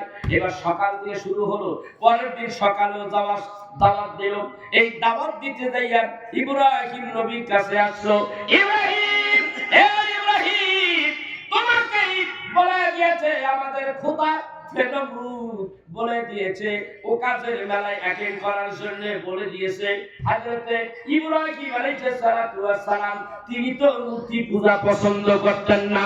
সেই দুঃখ মানব জাতিগুলি কেমন কইরা মূর্তি পূজা করে ইব্রাহিম নবীর কাছে ভালো লাগে না। ছোটবেলায় তিনি এই মূর্তির বিরোধিতা করত। আমার ভাই, আমার বন্ধুরা, অনেক লম্বা ইতিহাস। হযরতে ইব্রাহিম নবীরে ডাক দিয়া কয়, তোমারে যাইতে কইছে নমরুদ, কইছে তোমার যথাসময়ে হাজির হইতে, তুমি এখন আমাদের সাথে চলো। ইব্রাহিম নবী তখন বলেন, ক্বালা ইন্নী সাকিম, আমি অসুস্থ। আমি কি? সাকিব শব্দের অর্থ অসুস্থ। আমি অসুস্থ। তিনি তা বললেন, আল্লাহ তাআলা সুফার মধ্যে তুলে ধরলেন, অথবা আশওয়ারার মধ্যে এই কথাগুলো এইভাবে তুলে ধরলেন, এবং সূরা আম্বিয়ার মধ্যে কথা তুলে ধরলেন। হযরতে ইব্রাহিম নবী বলেন, আমি একটা টেকনিক করেছি, অন্য জায়গায় আছে ইব্রাহিম নবী কিন্তু সুস্থ নবী, কিন্তু কথাটা বইলা ফেলাইছে। কিন্তু আসলে এটা মিথ্যাও নয়, কারণ মিথ্যা নয়। আমার জাতি গোষ্ঠীগুলি এইভাবে মূর্তি পূজা করে করে তাদের জীবনটা শেষ। এই টেনশনে আমি একেবারে অস্থির, আমি একেবারে পাগল পাড়ার মতো, আমি একেবারে এই জাতিকে নিয়ে বড় চিন্তিত। তাই আমি অসুস্থ হয়ে আছি। এই হলো কথা। আর এমন কাজ করার দাওয়াত দিতেছে, ওইখানে আমি তো জীবনও যাব না, ওখানে আমি জীবনও যাব না। কিন্তু তার কারণে তিনি এই কথাটা বললেন। এরপরে তারা ওখান থেকে চলে গেল, তারাও কাজের মেলায় সবাই হাজির। তিনি একটা কুরআন লইয়া একেবারে মূর্তির দেবালয় ঘরের ভিতরে ঢুকিয়ে দিয়ে সব করারে আগে ভাঙ্গার আগে কইছে একটা সুযোগ করে দিছে। ভাঙ্গার আগে কি করছে? সুযোগ তো দেওয়ার উচিত। সব মূর্তির সামনে বড় বড় খোদা, সেকেন্ড খোদা, থার্ড খোদা, বড় খোদা আছে না নেই, এগুলির সামনে একটা বড় বড় রসগোল্লা, তারপরে আমেরটি, যে বাড়িতে যত রকমের ঘি আছে আর কি, এইগুলি দিয়ে রাখছে। এখানে কয়টাছে কি ঘটনা কি, ওরা তো খাচ্ছে না, মাছি তো ভ্যান ভ্যান করতেছে। তো মুসা নূর হযরতে ইব্রাহিম নবী বলে, আলা আলা তাকুলু, খা খাতে গে খা খায় না, কি রে খায় না, পুরা তো একটা আছে কান্দে খাতে গে। তো আলা আলা তাকুলু না, খা খায়ও না, কথাও কয় না। হ্যাঁ, আপনার কাছে কি করে? আচ্ছা, যখন বারবার রিকোয়েস্ট করবে তখন কিন্তু মুখ খারাপ হয়ে যাবে। ঠিক আছে, ইব্রাহিম নবী বলতে গেছে খা, আপনি হলে বেকার সারা খা, কথা কাটে ওই বেকার সারা খা, সেটা বলছে। ডাক দিয়া বলে, খাবি না, প্রথম কমে নাম আর জানি না, এইবার কয় সুযোগ পাইছি, এইবার কুরআন দিয়া পিটাইতেছে, ঘাড়া দিয়া পিটাই। ইমাম সাহেব তো বড়রা সামনে একেবারে মাঝখানে, দেখায় পিটাইতে পিটাইতে পিটাইতে বড়রা তুইয়া, তারপরে হ্যাঁ সব করে বাম দিকে বলছে, সব পাইয়া সাফ করে লাইছে। আল্লাহর কোরআনে বলে, ইব্রাহিম যা করলো ফাজাআলাহুম জুজাজা, সব পাউডার বানাইছে, চুরমার কইরা ফেলাইছে। এবার ইব্রাহিমের তেলাওয়াত সব বড়রে ভাঙলাম, বড়রে ভাঙলাম না, কারণ কি এইবার কুরআনটা বড়টার কাঁধের উপরে তুইয়া কয় যত দোষ আছে সব আমি গেলাম। এই বাক্সে গেড়া বড় আছে সামনে গেছে। এইবার সন্ধ্যার দিকে সবাই আইতে লাগলো। যার যার বাড়ি যাওয়ার আগে দেবালয়ের ভিতরে ঢুকবো, তাদের বড় খোদা, সেকেন্ড খোদা, থার্ড খোদাদেরকে কি করবো, একটা প্রণাম দিয়ে যাই যাবার আগে। পাবলিক খুব চালাক, শেষে আসে মাহাতুর খুব চালাক, এমন মানুষ ধরে দেবো, কথা বুঝতে পারছে? এই কি অবস্থা দেশে হইল দেখি, হাই রে কত কষ্ট করে বাস করতে হবে। হ্যাঁ, কত দিক দিয়ে পেঁচাইয়া কথাগুলি নিয়ে গেছি কোথায়।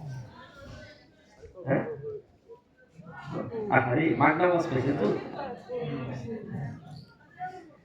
আল্লাহ গো, ৭০,০০০, ৮০,০০০, ১ লাখ দিয়ে যদি আনতেন, আবার হেলিকপ্টার আনতেন, তাইলে বুঝতেন যে ওয়াজের কদর কি। নাকি ওয়াজ করে, ওগুলা ওয়াজ, এটা ওয়াজ না, কথা কয় এগুলো কি ওয়াজ না, এগুলো কি ওয়াজ না, ওয়াজ কথা কয় কিচ্ছু দুইটা কিচ্ছা কইয়া ১ লাখ টাকা নিয়ে যায়। আর আমি যে এত মেহনত করতে আছি, এই মেহনতের দুনিয়ার মানুষের কাছে এই মেহনতের কিছু আমি চাই না। এই মেহনতের হাতে আমার আল্লাহ আমাকে দিচ্ছে, দিবে ইনশাআল্লাহ। সব মানুষ চলে আইয়া দেবালয়ের মধ্যে ঢুকলে হায় হায়, এই কি সব পাঞ্জা যখন সাফ করে দিছে, আরেকটা আইছে লগে লগে দুইটা নসছে, কই ভাই এটা হইছে কি, কে বাংলো রে, হায় হায় আমাদের খোদাগুলি রে কে বাংলো। ইব্রাহিম নবী টেকনিকটা কি দেখেন, কে ভাঙলো, কে ভাঙলো,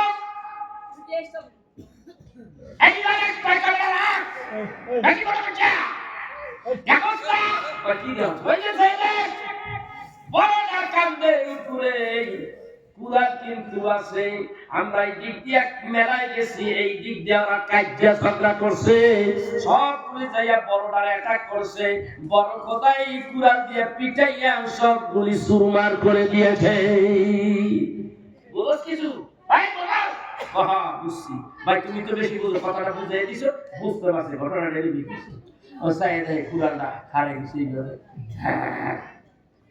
জিল্লটা ভাই আল্লাহ রে হে ভগবান আর থাকা যাবে না দৌড় মারছে কয় বাড়িতে আমারই দিব নামরুদের কাছে দৌড়ে কয় খোদা খোদা রে কি হইছে ছোট খোদায় বড় খোদারে আঘাত করছে বড় খোদায় রাগ করিয়া ছোট খোদা বলি রে কুরআনের খাড়া দিয়া পিটাইয়া সুরমার কইয়া দিছে ও খোদা তুমি দেখছনি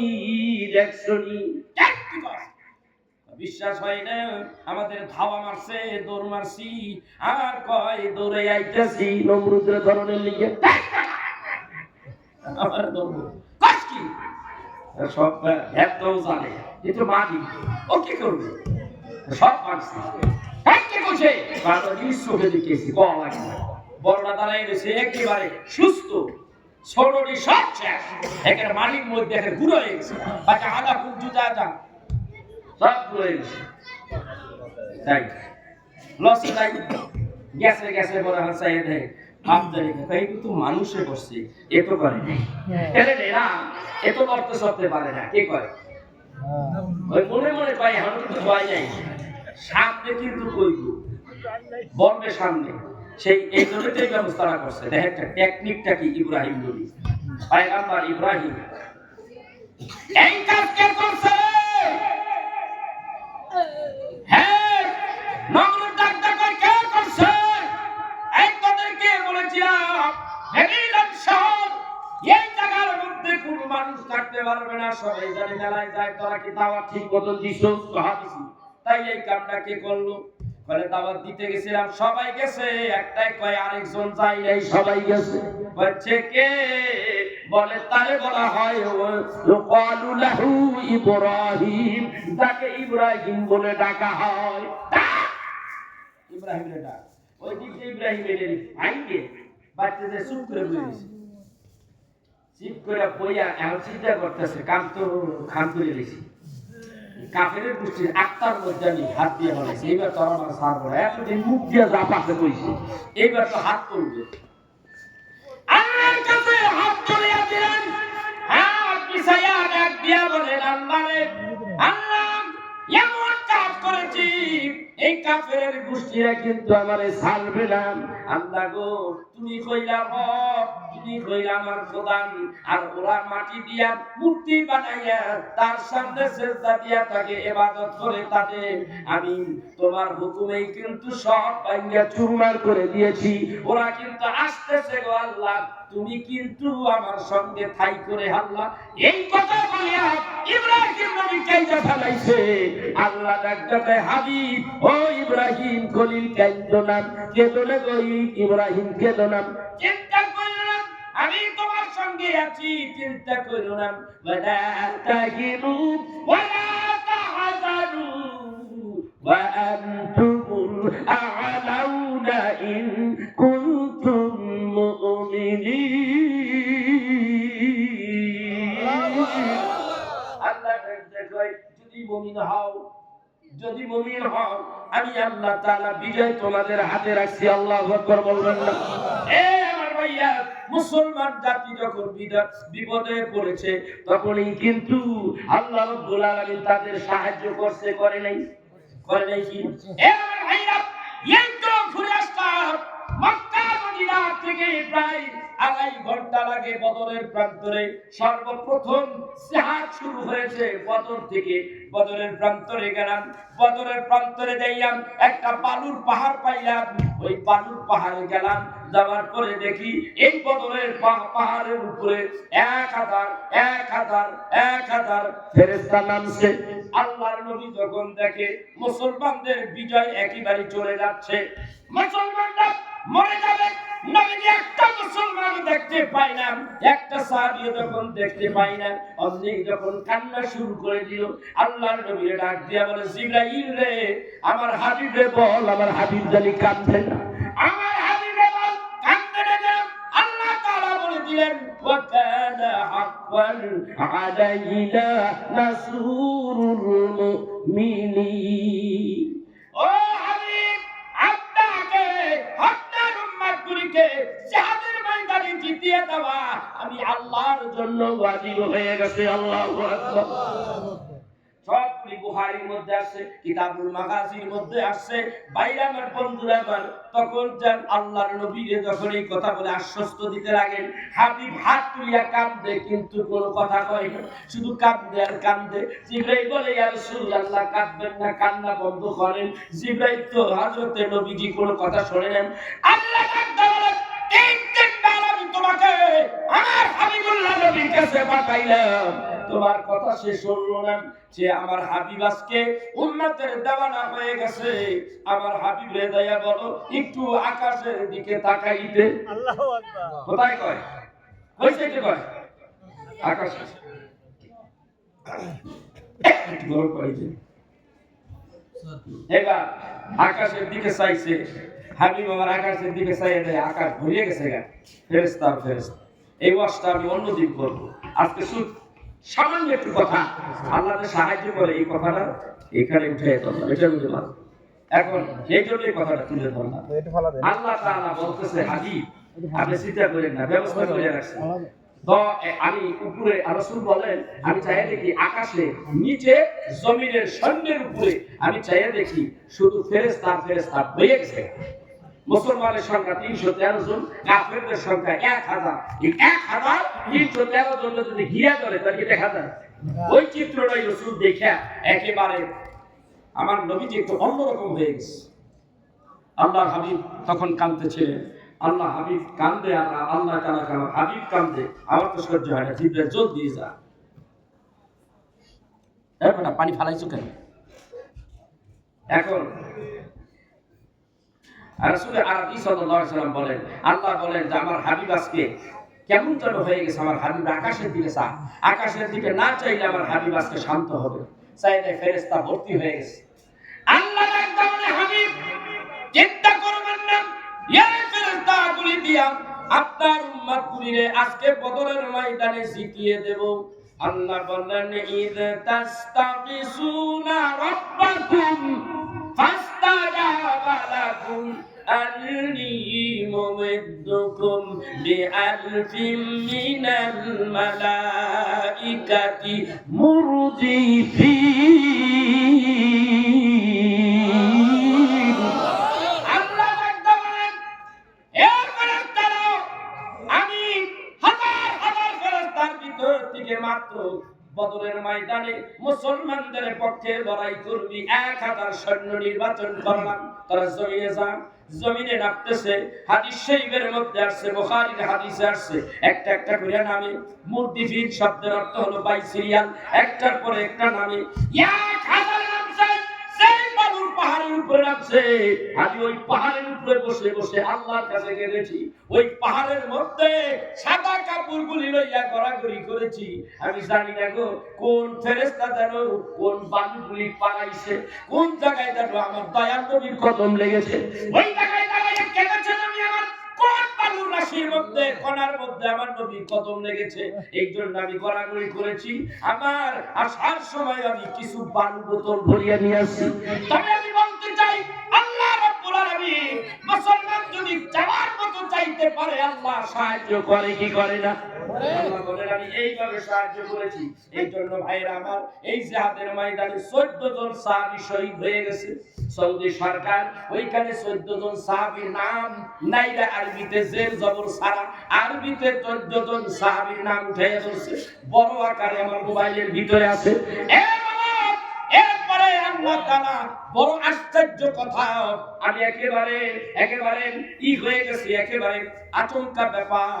14 জন সাহাবীর নামগুলি ওখানে লেখছে, কারা কারা শহীদ হয়েছে, পাশেই তাদের কবর দেওয়া হয়েছে। আমি ঘুরে ঘুরে দেখলাম, তাদের রওজাগুলি জিয়ারত করলাম। আর একটা আশ্চর্য ব্যাপার হলো, সেইটা হলো আমি চাইয়া দেখলাম ওই 14 জন সাহাবীর নাম লেখার আগে আল্লাহ রাব্বুল আলামিন একটা, ওই সৌদি সরকার আল্লাহর কালাম একটা আয়াতে কারিমা উপরে লিখে রাখছে। ওই আয়াতে কারিমাটা দেখে আমি আশ্চর্য হয়ে গেছি। ভাইরা আমার, বন্ধুরা আমার, একটু লক্ষ্য করেন আমার ভাইরা, আমার বন্ধুরা, এই যে দেখেন একটা ছবি আছে না?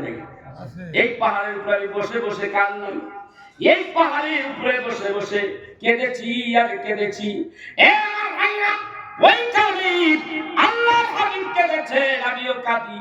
আর ওই চারটার মধ্যে লেখা আছে, ওই চারটার মধ্যে যে আয়াতখানা রেখে রাখছে, আল্লাহ রাব্বুল আলামিন সারা বিশ্বের মুসলমান জাতিকে চোখে আঙ্গুল দিয়ে দেখাইয়া দিয়েছে। আল্লাহ ডাক ডাক কয়, হে মুসলমান জাতি, এই আয়াত পড়বি আর আমি যে তোদেরকে সাহায্য করেছি ওই কথাটা স্মরণ করবি। এই আল্লাহ তাআলা বলেন, ওয়াইলাকুম নাসারাকুমুল্লাহু বিবাদরিন ওয়া আনতুম আদিল্লাতু ফাত্তাকুল্লাহা লাআল্লাকুম তাশকুরুন। আল্লাহ তাআলা ডাক দিয়া বলেন, স্মরণ করো গো হে বদরের প্রান্তরের মুসলমান জাতি, সাহাবীরা স্মরণ করো, আমি আল্লাহ রাব্বুল আলামিন এই বদরের ময়দানে তোমাদেরকে হিরো বলে পেয়েছিলাম। আমি তোমাদেরকে দেখেছি তোমরা একেবারে যুদ্ধ করতে পারো না, ট্রেনিং নাই, যেহেতু এটা সর্বপ্রথম জিহাদের ময়দান। আল্লাহর হাবিব নিরুপায় হইয়া তোমাদেরকে নিয়ে ইসলামের বিজয়ের জন্য, কাফেরদের বিরুদ্ধে জিহাদ করার জন্য এইখানে এসেছে। তোমাদেরকে নিয়ে যখন তোমরা পেরে উঠতেছিলে না, তখন দেখলাম আমি আল্লাহ তাআলা আরশে আজিমের মালিক, আমি তাকাইয়া দেখলাম আমার রাসূলের সাহাবীগুলি, আমার নবীর উম্মতগুলি এতিমের মতো ভেলভেলায় চাইয়া রইছে। আমি আল্লাহ তাআলা দেরি করলাম না, হিরো বলে মানুষগুলিকে আমি ভগবান বানাইলাম, এদেরকে আমি সাহায্য করলাম। তোমরা সেই সাহায্য পাইয়া তোমরা বদরের ময়দানে বিজয় হয়েছিল, সেই কথাগুলি তোমরা স্মরণ করো। এই জন্য কোরআনের আয়াত ওখানে সেটিং করেছে, যারা চাইবি তারাই ওটা পড়বি, তারপরে স্মরণ করবি, এ মুসলমান জাতি, আমি আল্লাহ তোদেরকে বিপদের মধ্যে এইভাবে সাহায্য করি নাই, এইভাবে সাহায্য করি নাই। করে সবাই করতে পারে না, নাইয়ারদি তো জের জবর নাই, যারা নাইয়ারদি কিতাবাদি করছে আর ওরা করতে পারে, এছাড়া করতে পারে না। আমি দেখলাম আল্লাহু আকবার, খুব সুন্দর একটা কি এখানে আয়াতে কারিমা, যে আয়াতে কারিমা আমার কাফেলার মধ্যে দিয়ে বুঝাইলাম তার তাৎপর্য। তো আমি বলতেছিলাম আল্লাহ তাআলা সাহায্য করে। ইব্রাহিম নবী বলে, আমি একটা মানে ভুল করেছিলাম, গুনাহ করি নাই, হয়তো বা ওইটা নিয়ে আমি চিন্তিত হয়েছিলাম। দুনিয়ায় আল্লাহ তাআলা আমাকে ক্ষমা করে দিয়েছে, কিন্তু আমি মনে করলাম আমি যদি আল্লাহর কাছে বলি, আল্লাহ এদেরকে তুমি ক্ষমা করে দাও, এদেরকে মাফ করে জান্নাত দিয়ে দাও, আল্লাহ যদি ওই মামলা পুরা যদি আবার যদি পুনরায় চালু করে দেয়, আমি এই ভয়ে বলতেছি কি, ইয়া নাফসি ইয়া নাফসি ইয়া নাফসি। হাসরের ময়দানে আসলাম। এবার হযরতে ইব্রাহিম আলাইহিস সালাম আরেকটা ভুলের কথা আছে, আমি অত দূর যাব না, অনেক লম্বা হয়ে যাবে। ইব্রাহিম নবী বলে, আমার দ্বারা সম্ভব নয়, তোমরা একটা কাজ করো, নূহ নবী হযরত ঈসা নবীর কাছে যাও। কার কাছে যেতে পারে? ঈসা নবীর কাছে যাও। ঈসা নবীর কাছে যাওয়া হলো, সমস্ত হাসরবাসী বলেন ঈসা নবীকে চতুর্দিকে গ্রাউ করে রাখবে, ডেকে বলবে, ও ঈসা বললাম আপনি বলেন আল্লাহর রূহ, আল্লাহর রূহ বলেছেন হয়ে যাও, অমনি আপনার জন্ম হয়ে গেছে, রূহ এসে গেছে, আপনি দুনিয়ায় আসলেন, আপনার পিতা নাই, আল্লাহ তাআলা কুদরতি ভাবে আপনারে তৈরি করেছে, তাই তো আপনার নামের পিছনে রয়েছে ঈসা রূহুল্লাহ। ও ঈসা রূহুল্লাহ, আমরা হাসরের ময়দানে বিপদে পড়ে গেছি, মেহেরবানি করে আপনি আল্লাহরে বলেন। ঈসা নবী বলেন, এইটা আমার কাজ নয়, আমার দ্বারা সম্ভব নয়, আমি তো নিজের জন্য ইয়া নফসি করতেছি। তোমাদেরকে এইবার হাসরবাসীরা ডাক দেবে, আর কত দৌড়াবো, আর কার কাছে যাব? ঈসা নবী এই কথা শুনিয়া ঈসা নবী ডাকটা বলে, আমি একটা সুসংবাদ দিয়ে দেই, তোমাদের আর নৈরাশ হতে হবে না, এমন একটা জায়গায় চাইতে বলবো, তার কাছে চলে যাও, তার কাছে যখন চলে যাবা তুমি নৈরাশ হবে না, এমন একটা ঠিকানা দিয়ে দেবো, ওখানে চলে যাও, তোমরা জলদি করে চলে যাও। আখিরি পয়গম্বরদের পয়গম্বর, রাসূলদের রাসূল, সাইয়্যিদুল মুরসালিন, ইমামুল মুরসালিন, খাতামান নবিয়্যিন, হুজুর আকরাম, রাসূল খোদা, সাইয়্যিদিনা হাবিবানা মাওলানা মুহাম্মদুর রাসূলুল্লাহ সাল্লাল্লাহু আলাইহি সাল্লাম, ওই নবীর কাছে যাও, তোমরা নৈরাশ হবে না।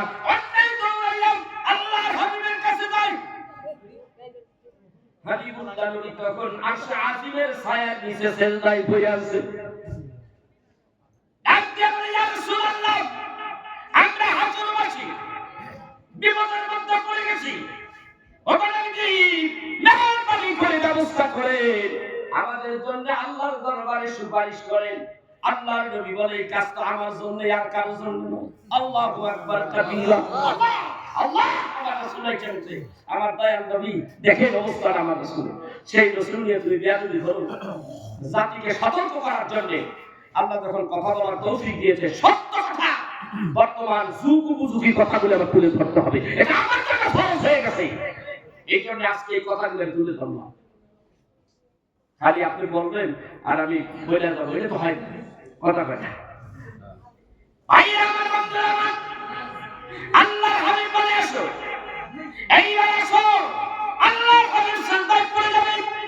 আল্লাহ বলে হাবিব আপনি সিজদায় পড়লেন কারণ কি? ইয়া রাসূলুল্লাহ, ইয়া হাবিবাল্লাহ, আপনি সিজদায় পড়লেন হাসরের ময়দানে। নবী ডাক দেয়া বলে আমার উম্মতগুলি গুনাহগার, এদেরকে পার করে দাও। আল্লাহ ডাক দেয়া কয় জান্নাত তো তোমারই দিছি।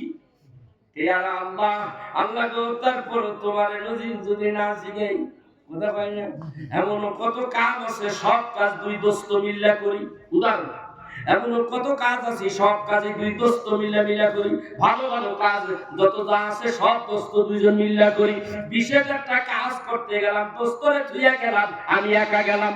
যদি দোস্ত জানতে পারে ও দোস্ত গতকালকে তুমি আমারে তুইয়া অমুক জায়গায় গেছো, আমি জানতে পারলাম, সব জায়গায় রাখলা, আর এইবার তুমি কেন তোমার সঙ্গী হিসাবে আমারে রাখলা না, কারণ কি? কেমন শোনা যায়, কথা কয় না, বিষয়টা তো ভালো না। আল্লাহ মালিক আমারে বানাইছো, জান্নাতের মালিক আমারে বানাইছো, হাউজে কাউসারের মালিক আমারে বানাইছো, জমিনের মালিক আমারে বানাইছো। ও দোস্ত আল্লাহ, তারপরও তো তোমার সঙ্গে একটু পরামর্শ করতে হয় রে আল্লাহ, কারণ তোমার সঙ্গে যদি পরামর্শ না করি তাহলে বন্ধুত্বের মর্যাদা থাকে না রে বন্ধু। আল্লাহ রে, আমার উম্মতগুলি গুনাহগার, এদেরকে তুমি মেহেরবানি করে এদেরকে তুমি জান্নাত দাও।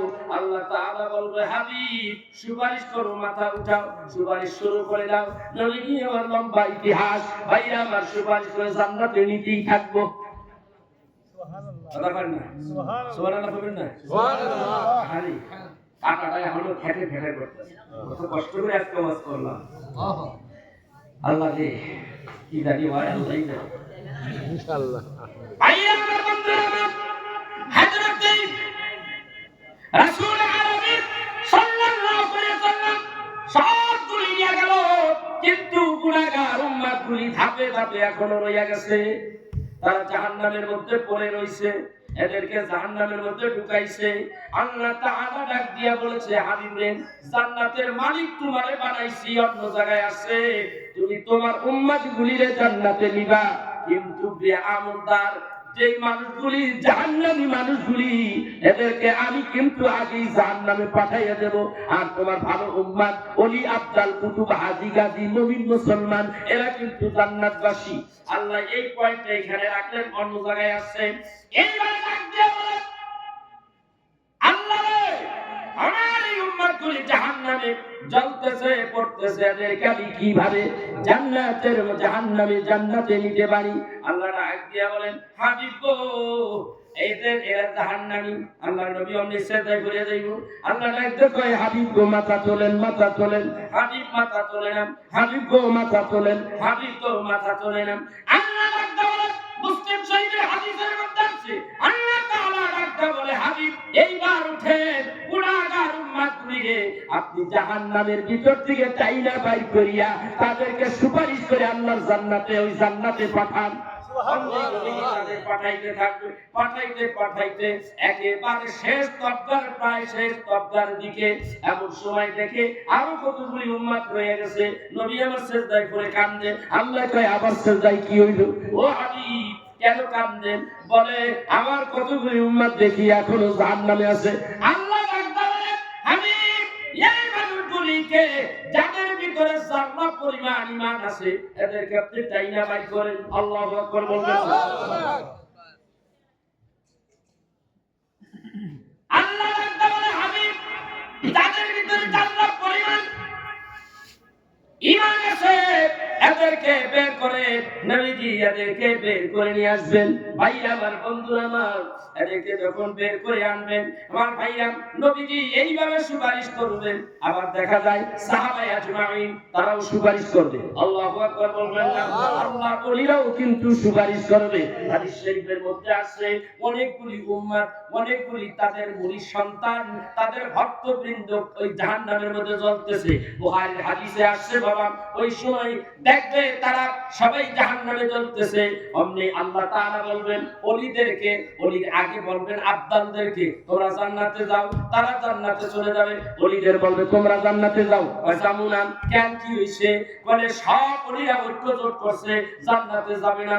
আল্লাহ বান্দা কই যাও যাও, বলে না যাব না। তুমি আমার মানুষগুলিরে জাহান্নামের মধ্যে ফেলাইয়া দিলাও। কেমন করে তুমি জাহান্নামে ফেলাইলা? এই মানুষগুলি আমাদের সঙ্গে নামাজ পড়েছে, এই মানুষগুলি আমাদের সঙ্গে রমজানের মাসে রোজা রেখেছে, ইফতার করেছে, সেহরি করেছে, এদেরকে তুমি জাহান্নামের মধ্যে ঢুকাইয়া দিলাম। আল্লাহ ডাক দিয়া বলবে দিছি, এরা তো জাহান্নামের কাজ করেছে, কই অত কিছু বুঝিলে আমরা সাক্ষী দিলাম এরা ভালো ভালো কাজ আমাদের সঙ্গে করেছে।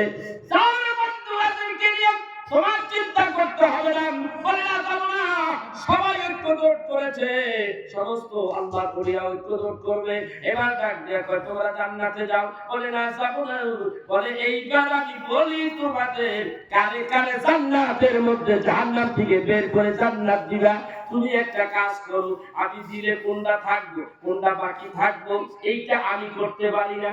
আল্লাহ বলি আমার বন্ধুরা, তোমাদের বলে দিলাম, তোমাদের যাদের ভালো লাগে তাদেরকে লইয়া জান্নাতে যাও, তোমাদের সুপারিশ মঞ্জুর করা হবে। ওই মানুষগুলি জাহান্নামের ভিতর থেকে তাদের ভক্তবৃন্দ গুলি করে তাদের সঙ্গে যারা নামাজ পড়েছে, রমজানের রোজা রাখছে, তাদের সঙ্গে যা যা করেছে তারাই কোনো সাক্ষী হয়ে যাবে। তাদেরকে বের করা হবে।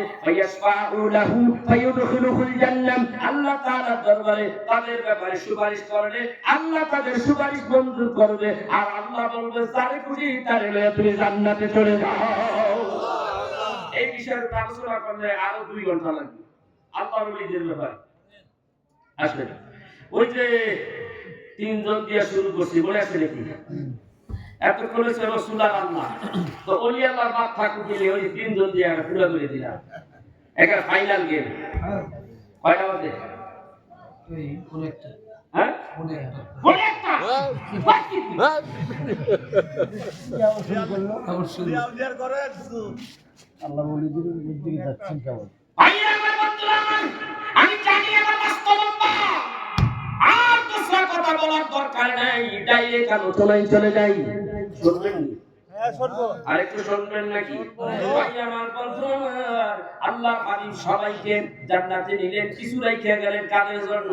একটা হলো সাফায়েতে কুবরা, আরেকটা হলো সাফায়েতে সুগরা। সাফায়েতে কুবরা হলো রাসূলের জন্য, সাফায়েতে সুগরা হলো নায়েবে নবীদের জন্য, আল্লাহর ওলিদের জন্য।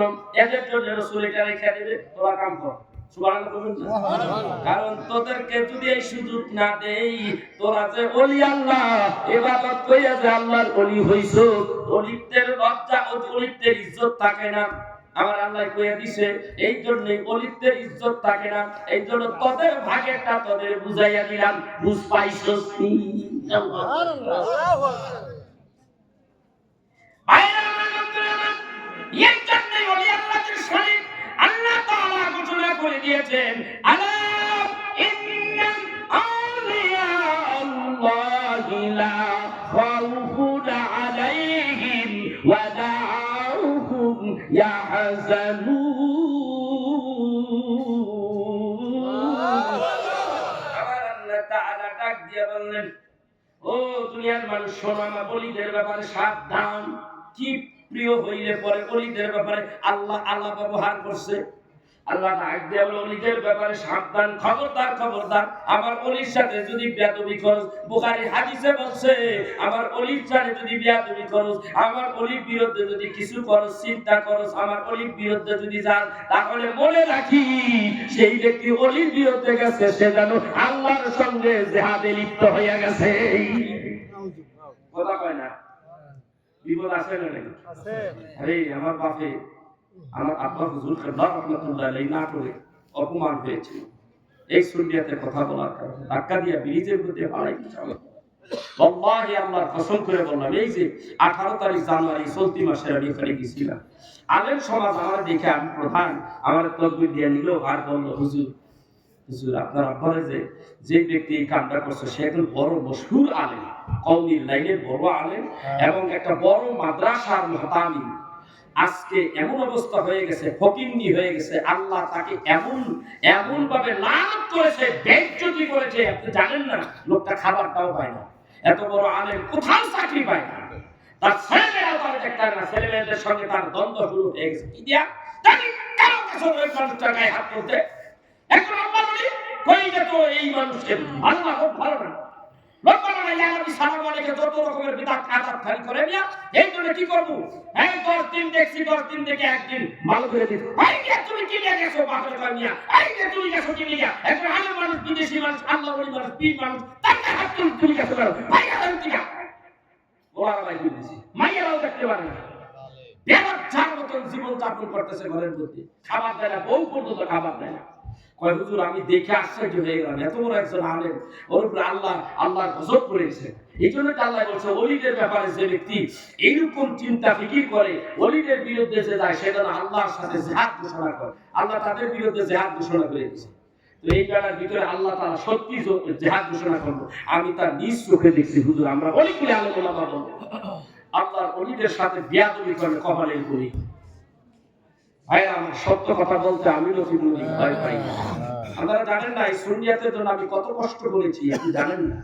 এই সুন্নিয়াতের জন্য এই বিগত 40 বছর 86 থেকে এই পর্যন্ত ওয়াজ করি। আমার জীবনের বিশেষ কিছু কথা আপনাদেরকে না বললেই হয় না।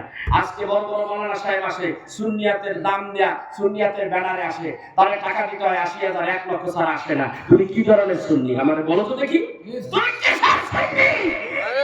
তুমি জানো না আমার বাপ এই দেশে কত কষ্ট করেছে, করেনি? এই দেশে আমার বাপ সুন্নিয়াতের জন্য কষ্ট করেনি? কত কষ্ট করেছে। আমি লতিফুলি প্রতিটা বছর এখানে আসছে, এই বছর নিয়ে 26-27 বছর আমি আসলাম। এই যে কথাগুলি বললাম, কেন আমি 2 ঘন্টা কথা কমাইয়ে কইলে তো আপনারা কি আমার কিছু করতে পারতেন? এই যে কথাগুলি বলেন, জাতিকে কিভাবে বোঝানো যায়, কিভাবে তাকে আল্লাহ রাসূলের কথা এবং আল্লাহর ওলিদের শান মানে নিয়ে কিভাবে জাতিকে বোঝানো যায়, আমি তো চেষ্টা করলাম, আনলিমিটেড আলোচনা করলাম। কোনোখানে আমার কোনো সময় সীমা বেঁধে দেওয়া হয় নাই, আমিও রাখিয়ে নাই, সেইভাবে আমি আলোচনা করে গেলাম। তারপর তো আমার উপর কত বিপদ। আমি এই যে ওয়াজ করি, আমার পছন্দ করে না এমন কোন লোক দেখি নাই। আমি ওয়াজ করলে মঞ্চে সুন্নিরাও আদর করে, ওয়াহাবিরাও আদর করে। ওয়াহাবিদের মধ্যে এমন একটা অবস্থা, আমি ব্রাহ্মণবাড়িয়া নবীনগর থানায় গেলাম ওয়াজ করতে, রাইতে ওয়াজ করতেছি, সবাই আমার চাটা ঢাইলে খাওয়ায়, পানি পুনিও দেয়, ভালোই দিতেছে, যখন যেটা লাগতেছে দিতেছে, ভালো মতন দিছি।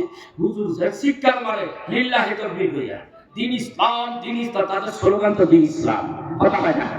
এই কি বাপ রে বাপ, সিল্লারি হিল্লারি ভালোই দিছে। যখন সব ঠিক আছে, হুজুরও ঠিক আছে, যখন ইয়া নবী সালাম আলাইহিস, ওখানেই তোর মাথার উপরে ঠাড়া বসে।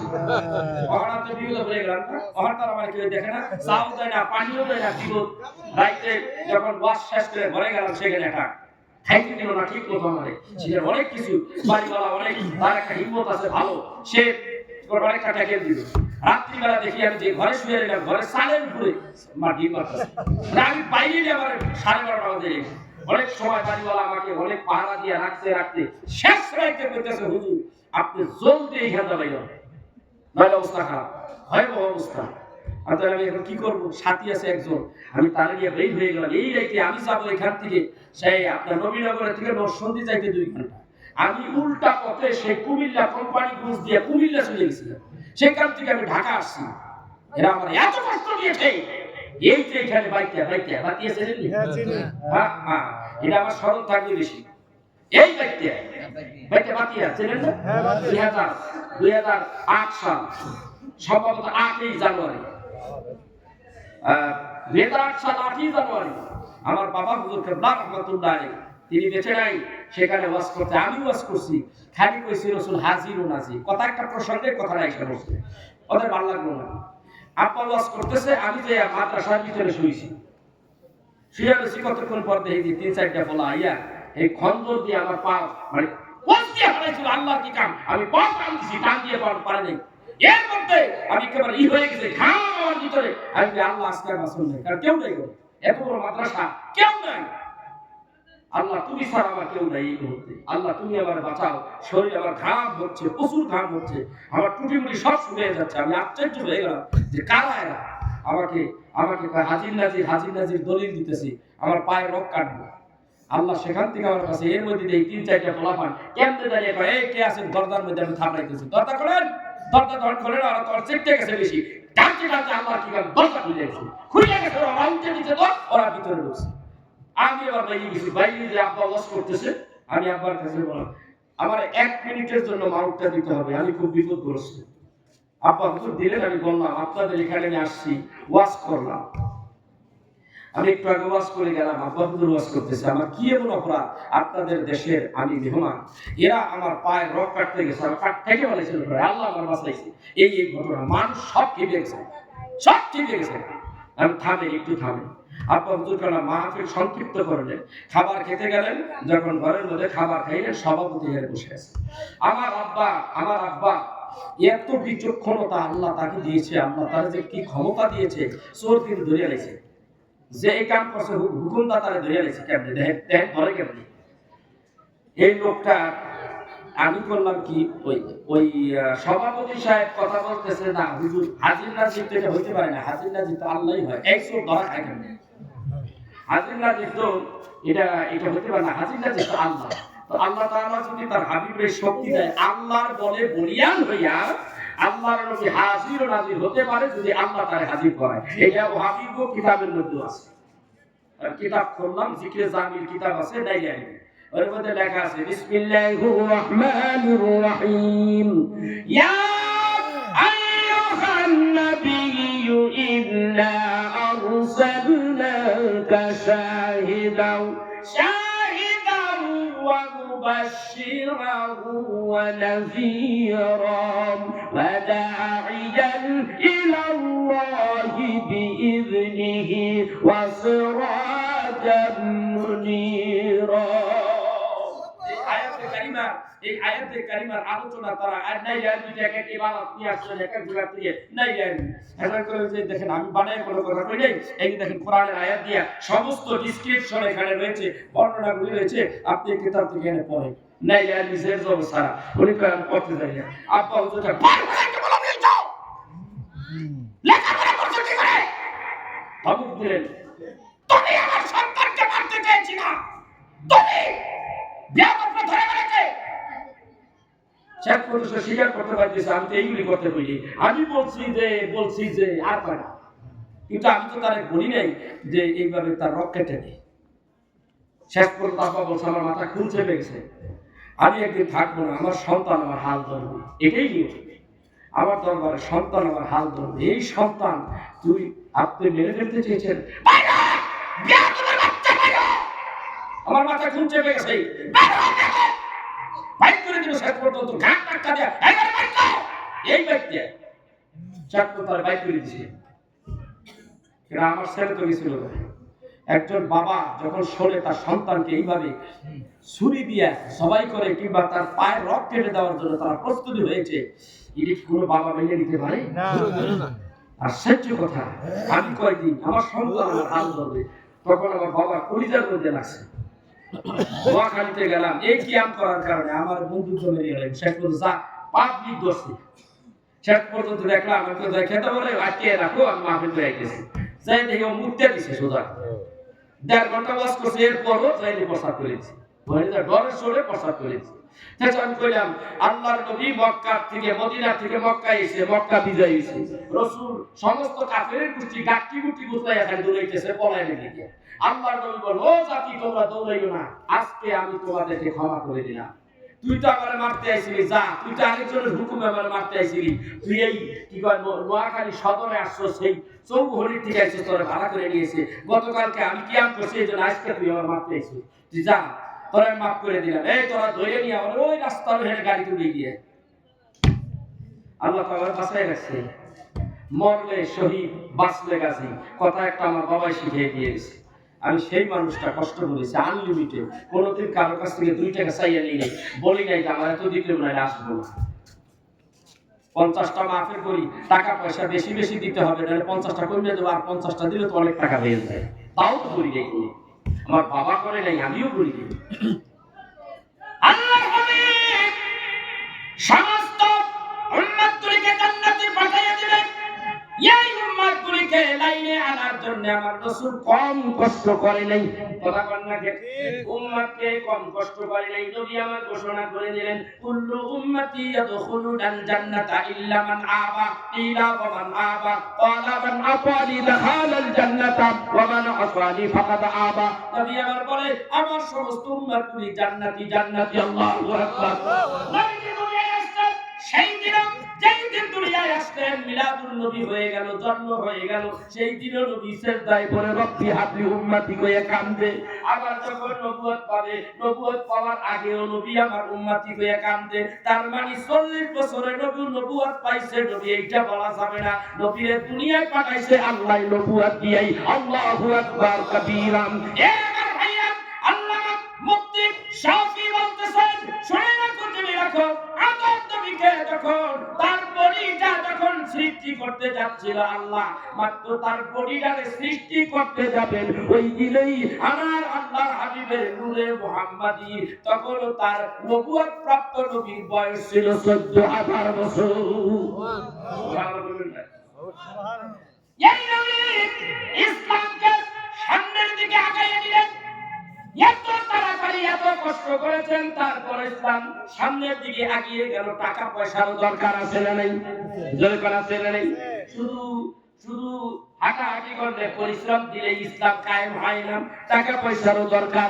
আল্লাহ তাআলা মা খাদিজাকে হযরত রাসূল আরবি সাল্লাল্লাহু আলাইহি ওয়াসাল্লাম এমন দাসী বানাইয়া দিল, কারণ 24 বা 25 বছরের একটা ছেলে কোনদিন 40 বছরের একটা মাইয়ারে পছন্দ করবে না। করবে? যদি ফোনে ফোনে কথা হয়, জুয়ান জুয়ান মনে করে, মহিলা যদি বয়সের কথা গোপন করে না দেখে যদি প্রেম প্রীতির আলাপ হয়, তাহলে এটা ভিন্ন কথা। দেখবে আমার এলাকায় একটা হয়ে গেছে, এই পোলার বয়স 18, বেডির বয়স মাশাআল্লাহ 60। শেষ পর্যন্ত আমার এলাকায় এইটা লোকের বিয়ে পড়াইছে আছে, প্রেম করি নাই। চিন্তা করে, আমি 60 বছর বুড়ি লাগে প্রেম করি নাই, কয় তুই আল্লাহর কথা বলছো। চিন্তা আমার রাসূল মা খাদিজারে আল্লাহই হুকুম করে দিয়েছে।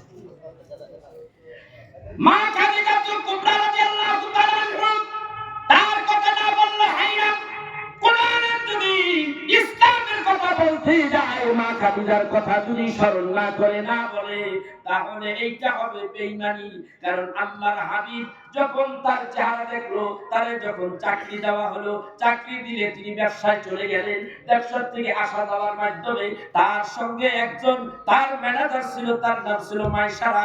ইতিহাস বলতে আছে, মাইসারার সঙ্গে করে রাসূলকে পাঠাইয়া দেয় সিরিয়ায়। যাও যাও, এই উটগুলি লইয়া, উটের পিছনে যে মাল সামান আছে সব তুই বিক্রি করবা সিরিয়ায়। আবার সিরিয়া থেকে মাল ক্রয় করে যে আরব দেশে দরকার, এমন মাল ক্রয় করে আরব দেশে নিয়ে আসবেন। আল্লাহর হাবিব এই তেজারত করেছে, ব্যবসা করেছে। আল্লাহর হাবিব এই মাল সামানাগুলি নিয়ে গন্তব্য স্থানে যাইতে হয় নাই, সমস্ত মালগুলি রাস্তায় বিক্রি হয়ে গেছে। তাদেরকে মানুষের রূপ ধরিয়া পাঠাইয়া দিয়েছে। আমার হাবিব সিরিয়ায় যাবে, আমার হাবিবের কষ্ট হবে, আমার হাবিবের যেন কষ্ট না হয়। যা যা প্রতিমধ্যে আমার হাবিবুল্লাহ নবীকে এই মালগুলি আমার হাবিবের কাছ থেকে কিনে নেবি, আর টাকা পয়সা যা লাগে তার চাইতে আরো বেশি বেশি দিয়া মালগুলি কিনে নিবি। এইটাই হলো তার হাবিব। মাইসারা ডাক্তার কয়, আশ্চর্য হয়ে গেলাম, লাভ বেশি, টাকা নিয়ে আসতেছে। আরেকটা জিনিস খেয়াল করুন, এত রোদ মরুভূমির রাস্তায়, শুধু রোদা রোদ, আমি চাইয়া দেখি আকাশে এক খণ্ড মেঘমালা। হযরতে রাসূল আরবি সাল্লাল্লাহু আলাইহি সাল্লাম তখন রাসূল হয় নাই, মানুষের কাছে প্রকাশ হয় নাই, কিন্তু রাসূল তো আগে। তখন তার নাম মুহাম্মদ আল-আমিন। মুহাম্মদ আল-আমিন যখন আসতেছে প্রচন্ড রৌদ্রের মধ্যে, তখন চাইয়া দেখা গেল ওই আকাশের এক খণ্ড মেঘ, দুনিয়ার আকাশের মধ্যে কোনো মেঘ নাই। আমি দেখি রাসূলের কষ্ট হবে, এক খণ্ড মেঘ যেন তরি তরি করে আকাশ দিয়া ভাসিয়া ভাসিয়া আল্লাহর হাবিবের সামনে, আল্লাহর হাবিবের মাথার উপরে একেবারে দাঁড়াইয়া গেলেন। আমি যে আমার সামনে যাই, উঠার পিঠে চলে নবী যে আমার সামনের দিকে যাই, ওই মেঘমালার সামনে যায়, উঠ যখন ঘুরিয়া একটু ডাইনের দিকে যায়, মেঘমালাটা একটু ডাইনে যায়, উঠ যখন আবার ঘুরিয়া ঘুরিয়া বামের দিকে যায়, তখন আবার ওই মেঘমালাটা আবার বামের দিকে যায়। আমি আশ্চর্য হয়ে গেলাম, মানুষের জন্য কি এমনটি হইতে পারেনি? এটা সাধারণ মানুষ নয় ভাই আমার।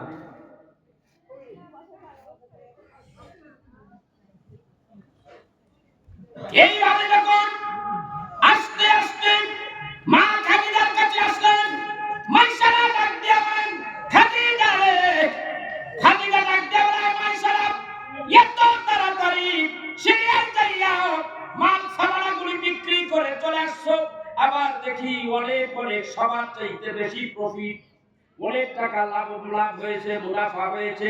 কি আশ্চর্য কথা, এত তাড়াতাড়ি কি মানুষ সিরিয়ায় যাইয়া আবার ঘুরে আসতে পারিনি? এক খাদিজা শোনো শোনো, আমরা সিরিয়ায় যাই নাই, তাহলে মাল করছো কি? বলে রাস্তার মধ্যে বিক্রি হয়ে গেছে। বলে রাস্তায় যে মাল বিক্রি হয় এই পর্যন্ত আমি খাদিজা কোনো কথা পাই নাই।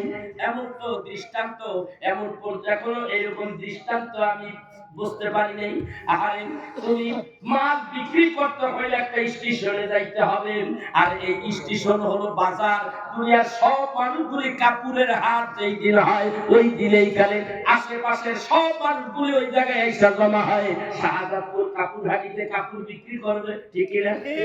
ঢাকায় একটা জায়গা সেন্টার হলো একটা, মা খাদিজা ডাকদা বলে সেন্টার হলো সিরিয়ায়।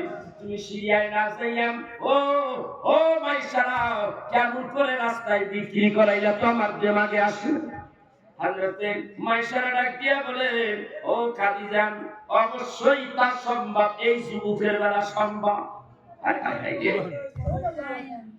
এই মুহাম্মদ আলাউদ্দিন মালগুলি নিয়ে সিরিয়ায় যাওয়ার পথে প্রতিমধ্যেই দেখলাম একজন মানুষ, যুবক টাকরা যুবক, ইয়াং মানুষ, এরা আসলো, আয়েশা দামাদামি করে। মা খাদিজা ডাক দিয়া বলেন, মা খাদিজা রে মাইশারা ডাক দিয়া কয়, শোনো নাও, শুনে নাও, জেনে নাও। আমরা আয়েশা বললাম, ওই যুবকগুলি বলতে আছে মালের দাম কত? আপনারা নিবেন নি? কয় হ্যাঁ। কোথার থেকে আইছি? এত কথা শোনার দরকার নাই, মাইশারার লগে কথা কয়। আল্লাহর হাবিব বলেন, আমারে কথা বলতে দাও। আল্লাহর হাবিব বুঝে ফেলেছে এরা মানুষ নয়। এই কথাগুলি মাইশারা বলতেছে কার কাছে? মা খাদিজার কাছে। দেখো মুহাম্মদ আলাউদ্দিন সামনে দিয়ে ফেল হইলেন, ডাক দিয়া বলে, এইগুলির দাম কত? আল্লাহর হাবিব ডাক দিয়া বলে, এর দাম যত আপনি একটা দাম ধরে লইয়া যান, বাজারে যেই দাম আছে তার 1.5 গুণ অথবা কয়েক গুণ বেশি দাম ধরে দিয়া দিছে। সমস্ত অর্থগুলি রাহমাতাল লিল আলামিনের হাতে দিয়া দিলেন। এইবার ডাক দিয়া বলে, এইবার সবগুলি ঘুরাও। এইবার মক্কার দিকে রওনা হয়েছে। ভাইরা আমার, বন্ধুরা আমার, মক্কার দিকে আসছে, এই তো আস্তে আস্তে জলদি বাড়িতে চলে আসলাম। বলে, এমন ঘটনা আমার জীবনের ইতিহাসে ঘটে নাই। সব তো বিক্রি হয় সেন্টার একটা, শাহজাদপুর কাপুরানি সেন্টার একটা, আর আমাদের সেন্টার হলো সিরিয়াতে। কিন্তু এইটা কেন্দ্র হইল, আশ্চর্য হয়ে গেলাম। এইবার ডাক দিয়া বলে, আইছে মা খাদিজা রে, আরো একটা কথা কইলে তুমি আরো বেশি বেশি আশ্চর্য হয়ে যাবে। বলে, সেইটা কি? সেইটা হলো এত রৌদ্রের মধ্যে ঘাম হচ্ছে আমাদের, আর আমাদের উঠলি পেরেশানিতে মুখ দিয়া লালা বাইর হইতেছে, কত কষ্ট করতেছে। এর মধ্যে চাইয়া দেখি আব্দুল্লাহর পোলা মুহাম্মদ আল-আমিনের কোথায় থেকে জানো সারা আকাশ পরিষ্কার, কোথায় থেকে জানো এক টুকরা মেঘমালা আয়েশা মুহাম্মদ আল-আমিনকে সাওয়া দান করতেছে। খাদিজার ভিতরে কি হলো? আসতেছে বহু দূর থেকে দোতলায় দাঁড়াইয়া দাঁড়াইয়া রহমতের নবীরে দেখে। ওইখান থেকে মা খাদিজা কয় আমি টার্গেট করছি। দূর থেকে চাইয়া দেখি, হায় হায় কাফেলা কার ফেরত হইতেছে। অনেক পরে চাইয়া দেখি কাফেলা তো আমারটাই, কাফেলা তো আমারটাই দেখি। এবং চাইয়া দেখি আল্লাহর হাবিব সামনে, আল্লাহর হাবিব আসে। মা খাদিজা কয় এই জন্যই তো আমি দূর থেকে দেখি আল আমিনের কপালের মধ্যে মুখমণ্ডল থেকে নূর চমকাইতেছে। সুবহানাল্লাহ। মা খাদিজা বলে বুঝতে পারছি এবার আমার চলে যেতে হবে, আমার ভাই উরাকার কাছে চলে যেতে হবে, উরাকা বিন নাওফলের কাছে যেতে হবে। আমার ফুফাতো ভাই অথবা আমার চাচা, এক রাওয়ায়াতে আছে ফুফাতো ভাই, আরেক রাওয়ায়াতে আছে আমার চাচা, সেই ব্যক্তি চলে গেলেন। কই মা খাদিজা রাত্রিবেলা চলে গেলেন। ডাক দিয়ে বলে ভাই রে ভাই, এমন একজন ব্যক্তি দেখলাম আমার ফার্মে চাকরি করে, এই মানুষটা এই এই ঘটনা বর্ণনা দিলেন। এইবার খাদিজারে ডাকটা কয় উরাকা বিন নাওফল ডাক দিয়া বলে বোন রে তুমি বলো ওর বাবার নাম কি, ওর মায়ের নাম কি? আমায় বলে ওর বাবার নাম আব্দুল্লাহ। কয় বেঁচে আছে নি? পয়সা নাই, পয়সা নাই।